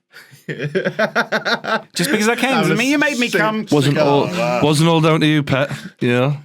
But no, there has been times in the past where you've thought of. I've used a woman almost as a hand. Right. Do you know what I mean? Like her body has been there, and I've I mean, I can't endorse that as an action. But I'm just. Did she know that? Was she complicit? No, do you think? totally unaware of it. To be honest, luckily I stopped doing that a long time ago. But I'm just saying it has been known to happen. I think all men have a little bit of that sometimes, where they're like, when you get really bored of a girl, and then you just sort of think, well, just before the end. Usually it's just before the end. Make Jack really uncomfortable. Do you know what I mean? He's just watching. He's a bit like, I can't. This will damage the brand deals that James can get for me. No, I just love that you just say whatever you think. Whatever you think, yeah. It's good. Do you think you're good in bed? I'm shit in bed. Right. Yeah, really bad. So it must be your comedy that keeps her around. Yeah, it must be. Yeah. It is not my performance. I've just had an image of the Les Dennis scene of Extras where I'd give it to you myself. Yeah. I love Les Dennis for doing that. He actually became a fucking legend in my eyes. He went from a D-list loser to absolute legend in one episode of Extras. I always thought he was a bit less of a loser because Family Fortunes is like the ultimate gig. Until Vernon Kay did it, it was Nobody such a even great knows show. what Family Fortunes is. Who's fucking watching? Everyone knows what Family must Fortunes do. is. Nah, it's They shite, man, must isn't it? do. Yeah, but Family Fortunes is in America as well. I think it's called Family Feud in America, though. So it's got that guy who fucked up the Miss World thing. Oh yeah. Steve Are Harvey. you any good in bed? Yeah, yeah. Oh yeah. Yeah. I'm a 20-year-old male. I'm not telling you about myself now. This is another email. Okay. I'm a 20-year-old male who hasn't had any luck in the women department. Again, the email. Right. Yeah. I have literally only kissed a girl, but that's as far as my experience with women has gone. Christ, mate. I can talk to women, I just can't seal the deal. And to get a relationship stage or to the sexual stage, help. He needs some help. I don't know. I mean, Bloody hell, this is a hell of a lot of help he's asking, isn't he? 20. I am a newly arrived participant on Earth. How do I participate in social structures? I don't know. I'm not great with women. You are. You do strike me as not- the kind of guy who's quite self-deprecating, though, who can women sort of go, ooh. I he's a can be bit like, self- oh, suave at the yeah, last yeah, minute. yeah. And then so in front of the group, you're sort of like, yeah, funny. And then you turn to him and you're like, but for you, I'm I wouldn't. I think the thing is, you need to find a Strike me as quite woman. emotional. Yeah. You need to find a woman who You is interested in whatever you are. There's no point in trying to be something that you're not. Because like people say. Yeah. People think I'm trying to come across as I'm great with women. I'm not. No. I'm a good deal closer. When I know a woman likes me and what I'm about, I'm fucking. It's over. It's finished, mate. It's done. But I am not good at getting a woman who doesn't fancy me to fancy us because I'm very much an acquired taste. Do you know what I mean? Right. I just mean when a woman likes what I am, I can make that. A, B, C. I can close for you, that isn't it? deal. So Always the moment be a woman closing. shows you a little bit of interest, you know that you're going to be bed and Yeah, He's like without a moth doubt. to a flame. yeah. That's not arrogance at all. I just When know how women to. show him interest, he is he. You can't peel him away. Sometimes, Really. Have you always been like that then? Like when you lost your virginity, was that an awkward occasion for you, or did you just not give a fuck? From as long as I can remember, I remember five. I liked girls like as a kid. Like even when I was a young lad, I remember being like, even What are they? when I was like 8 years old, I just remember looking at them being quite like, oh, the girls. Do you know what I mean? Like Nice. without even. Was you ever shy? A little bit, yeah. Especially in high school when I wasn't like confident about how I looked and all of that. Puberty was wrecking my fucking body to shreds. So I wasn't confident then, but I always knew I could make people laugh, and I knew if I could just get myself into a situation where a woman wasn't repulsed by us, that I could get from A to You're Z. so close. So yeah, eventually that happened. Do you think, though, the problem is maybe with his problem, the more that he thinks about it, the more desperate he looks. And desperation often comes through in the way that you talk to smell it. people. You can smell You it. can It's smell awful, when isn't someone's it? sort of like, when they see their end goal as, oh God, I've got to get beyond the kiss. Yeah. Do you know what I mean? So maybe if he just focuses on being a good guy. It's very difficult to train your brain into thinking a different way. So like we naturally as young lads, we're thinking about sex, but sex really for a woman is a byproduct of what you make her feel, and the trick is to make the goal to make her happy and to make her laugh, and if you do all that, then sex is just going to follow. Like it's almost like the final, like you do all the groundwork and it's going to happen no problem. But the trick is as men is we get blindsided about it, especially when you're a fucking testosterone fueled young lad. Like all you of want us. the fuck, so you keep on saying we think the only reason why a dick pic is ever a good idea is because you're just fucking really gagging for it. Right. So that's why we end up doing that and often fucking it up for ourselves. The trick is to make her think you're a good guy. Never send a dick pic is the trick. Yeah, make her think you're a good guy and make her laugh and all of that, and the rest will all come. But It should be more of an unconscious process. Should be not something that you're like, right, then later we'll do but it's this, not and then- unconscious. He's 20 now, so that's like a ticking time bomb Yeah. in the back of his mind. Wow. So he's not gonna. Good way to paint it. Yeah. I'd imagine that's like a So ticking time whatever bomb. he looks like, he needs to find a woman who is into that. Like, so for example, time bomb. Couldn't he just go for a prostitute now? No, terrible idea. Terrible idea. So, for example, if there's a girl out there who thinks, I want a guy who looks like Spider-Man before he puts a Spider-Man suit on, they go for Lawrence. Do you know what I'm saying? Right. There's a woman out there who loves that. Yeah, and but if they want one of the Fantastic Four, say the Stony one, they'll go for you. Right. Whatever. I'm just saying, try. I'm a big believer. I keep on banging on about this in be who you really are. Like, and Do you think there is something essential to everyone? we try and really but as young men though, we try and mold into something that women are gonna like, rather than and there is a little bit of that. We all do that. Like I say about putting on the clothes that women want to see in. But ultimately, you kind of need a woman who fancies you for what you are. So just try and find that. There'll be some out there. Mate, There'll be some. Everyone's into all sorts. There's always some cunt. There's men out there who are gagging for a £600 fat woman. There is bound to be a woman out there who finds him attractive. Yeah. Whatever he looks like. I think, that's sort of a bit prescriptive though, isn't it? I just sort of say, just be yourself. And in the end, it'll be all I right. feel like that's the shittest advice. Because he might be a cunt. So you saying be yourself, it'll be like, oh, great. Then natural selection will take care of that. If he's a cunt though, most arsehole lads out there... Are great in bed. No, they've usually done stuff with a girl before 20 years old. So arseholes have got a bit arrogance about them. They're a bit full. So that in itself can get you into a situation with a woman. So he's probably a nice lad. The fact that he's sitting maybe there. a bit too nice. Yeah, probably. Maybe he needs to cunt up. To the point where he's a bit of an arsehole. He's a bit of an arsehole because he's so nice. Yeah. You can't be too nice with arsehole. women. You can't be. None of us have got that issue, but like that is such a thing. I've met lads before who I've thought like that victim thing comes out, like, you know what I mean? Yeah. Dickheads. Doormat. Women smell that. Doormat. Definitely don't be a doormat. No. What do you think constitutes a doormat to you? What do you think, like, what situation do you think you look at someone and you go, wow, you're a doormat?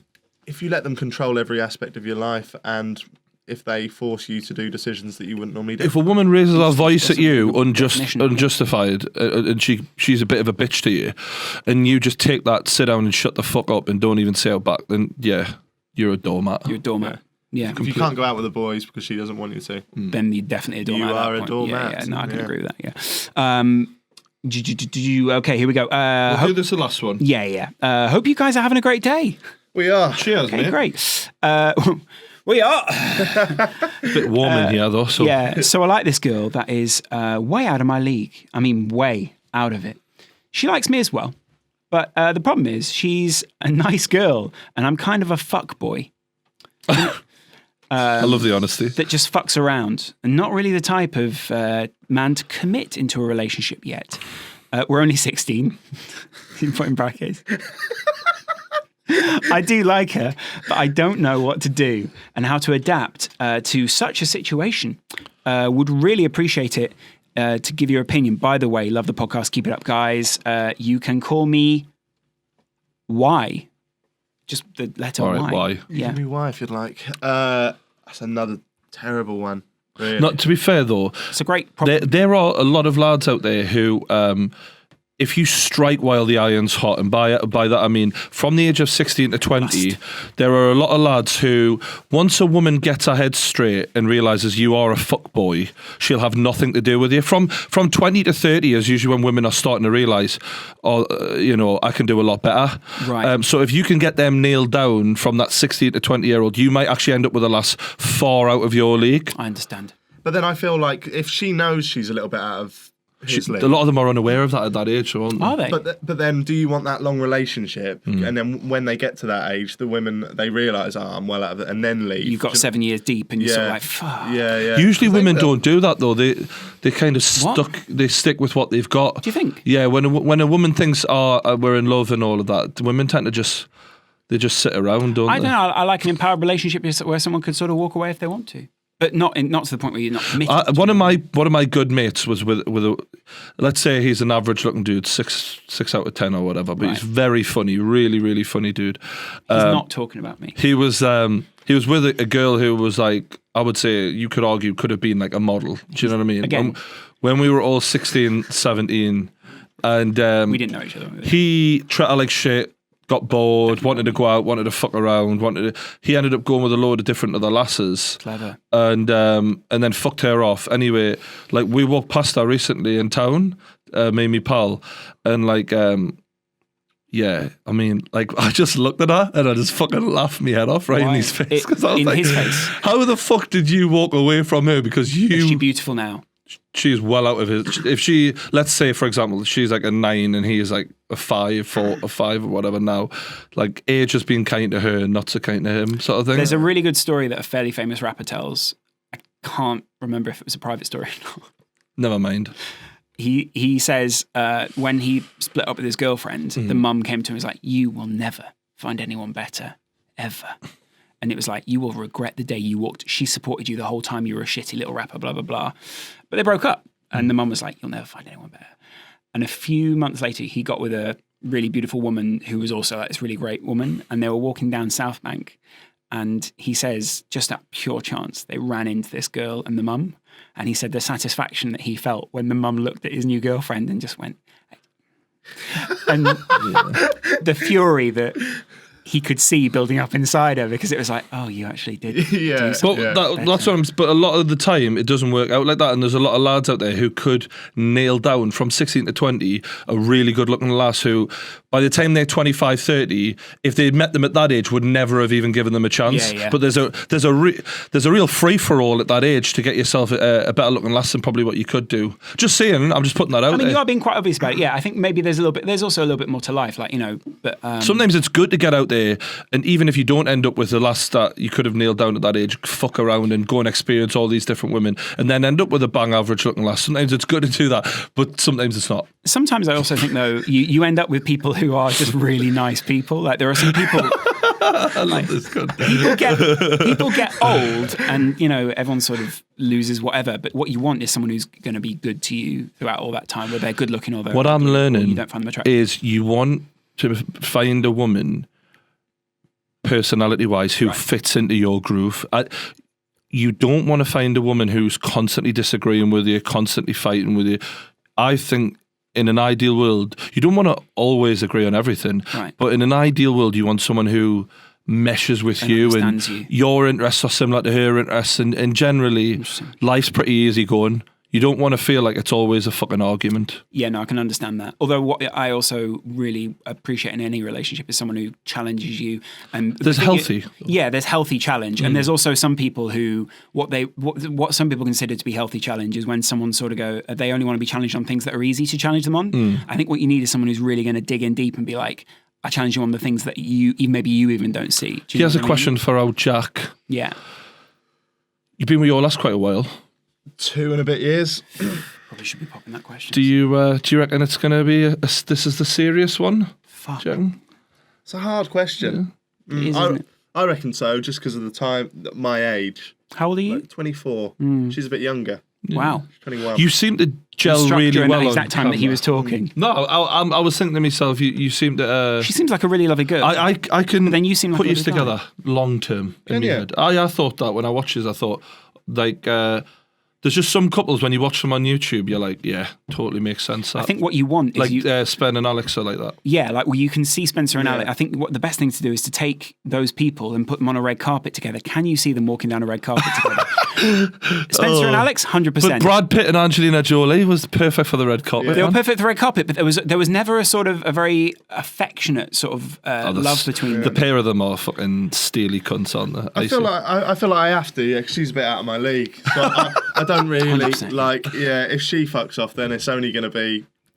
I'll go from Premier other League to League comedians. One. Yeah. no, but the thing yeah, is, yeah. YouTube, it sort of bends the rules a little bit sometimes, doesn't it? I Yeah. found that. So. Yeah. She knew of my videos before me. But like, yeah, I remember you telling me. Wow. Yeah, an hour before I signed up. Yeah. That cunt will definitely. she went to that guy and Yates, never guess. Yates found that. He's got, I've got your girlfriend now lined up. Yeah, champion. and you're like, not the plastic doll that No. you've no. All right, yeah, You gonna marry your one? yeah, Okay. straight up. Good stuff. Yeah, Nice. Good. and that's marriage. Yeah, you Will just I- got to be sure. Will I be invited to the wedding or something? Because I know you've got a kind of school best friend, so he's going to be best man. But I'd still like to give my own speech. That's what I'm really.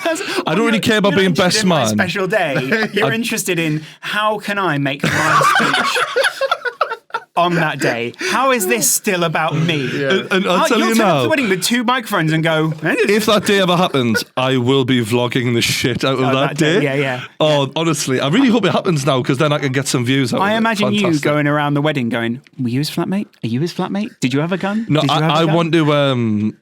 I want to genuinely be the videographer for the day and just literally like walk around and just be like, hey everyone, and just do the whole day. I'll give you a 360 camera for the day because then you get all the reactions to what happens to you. The problem is sometimes reactions to you are off camera. Oh yeah. Like in this room, sometimes you say things and there are people going, Yeah. well, this vlog would be amazing in 3D. Do you know what I mean? We'll still keep it 2D, but it would be incredible if we just sat a 3D camera there. Yeah. For an episode or 2, just to see We're what it was like. going to get that, by the way. That is Really? No, that is going to happen. We're going to do a 360 podcast. So That would be a really. I mean, I know some people hate it because they go, I can't be bothered to. well, I'll put it out as I might put it out as an option one time. An extra, yeah. I mean, either way, it's getting views. Do you know what I mean? Anyway, Monetize the. thanks for coming back on, mate. Thank you very It's a much for coming pleasure. on, man. Thanks for Really having me. good. Thank you Yeah, very it's much. fun. It's fun. One of my favourite fucking YouTubers, pal. Thank you, mate. Appreciate You are one of mine as well. Appreciate It's it. cute. He is cute. Thank you for coming back on. I hope you've enjoyed it. Obviously, Jack's channel is in the description below. Check that out. Hit that the like button, subscribe. Thanks for watching, and we'll see you later.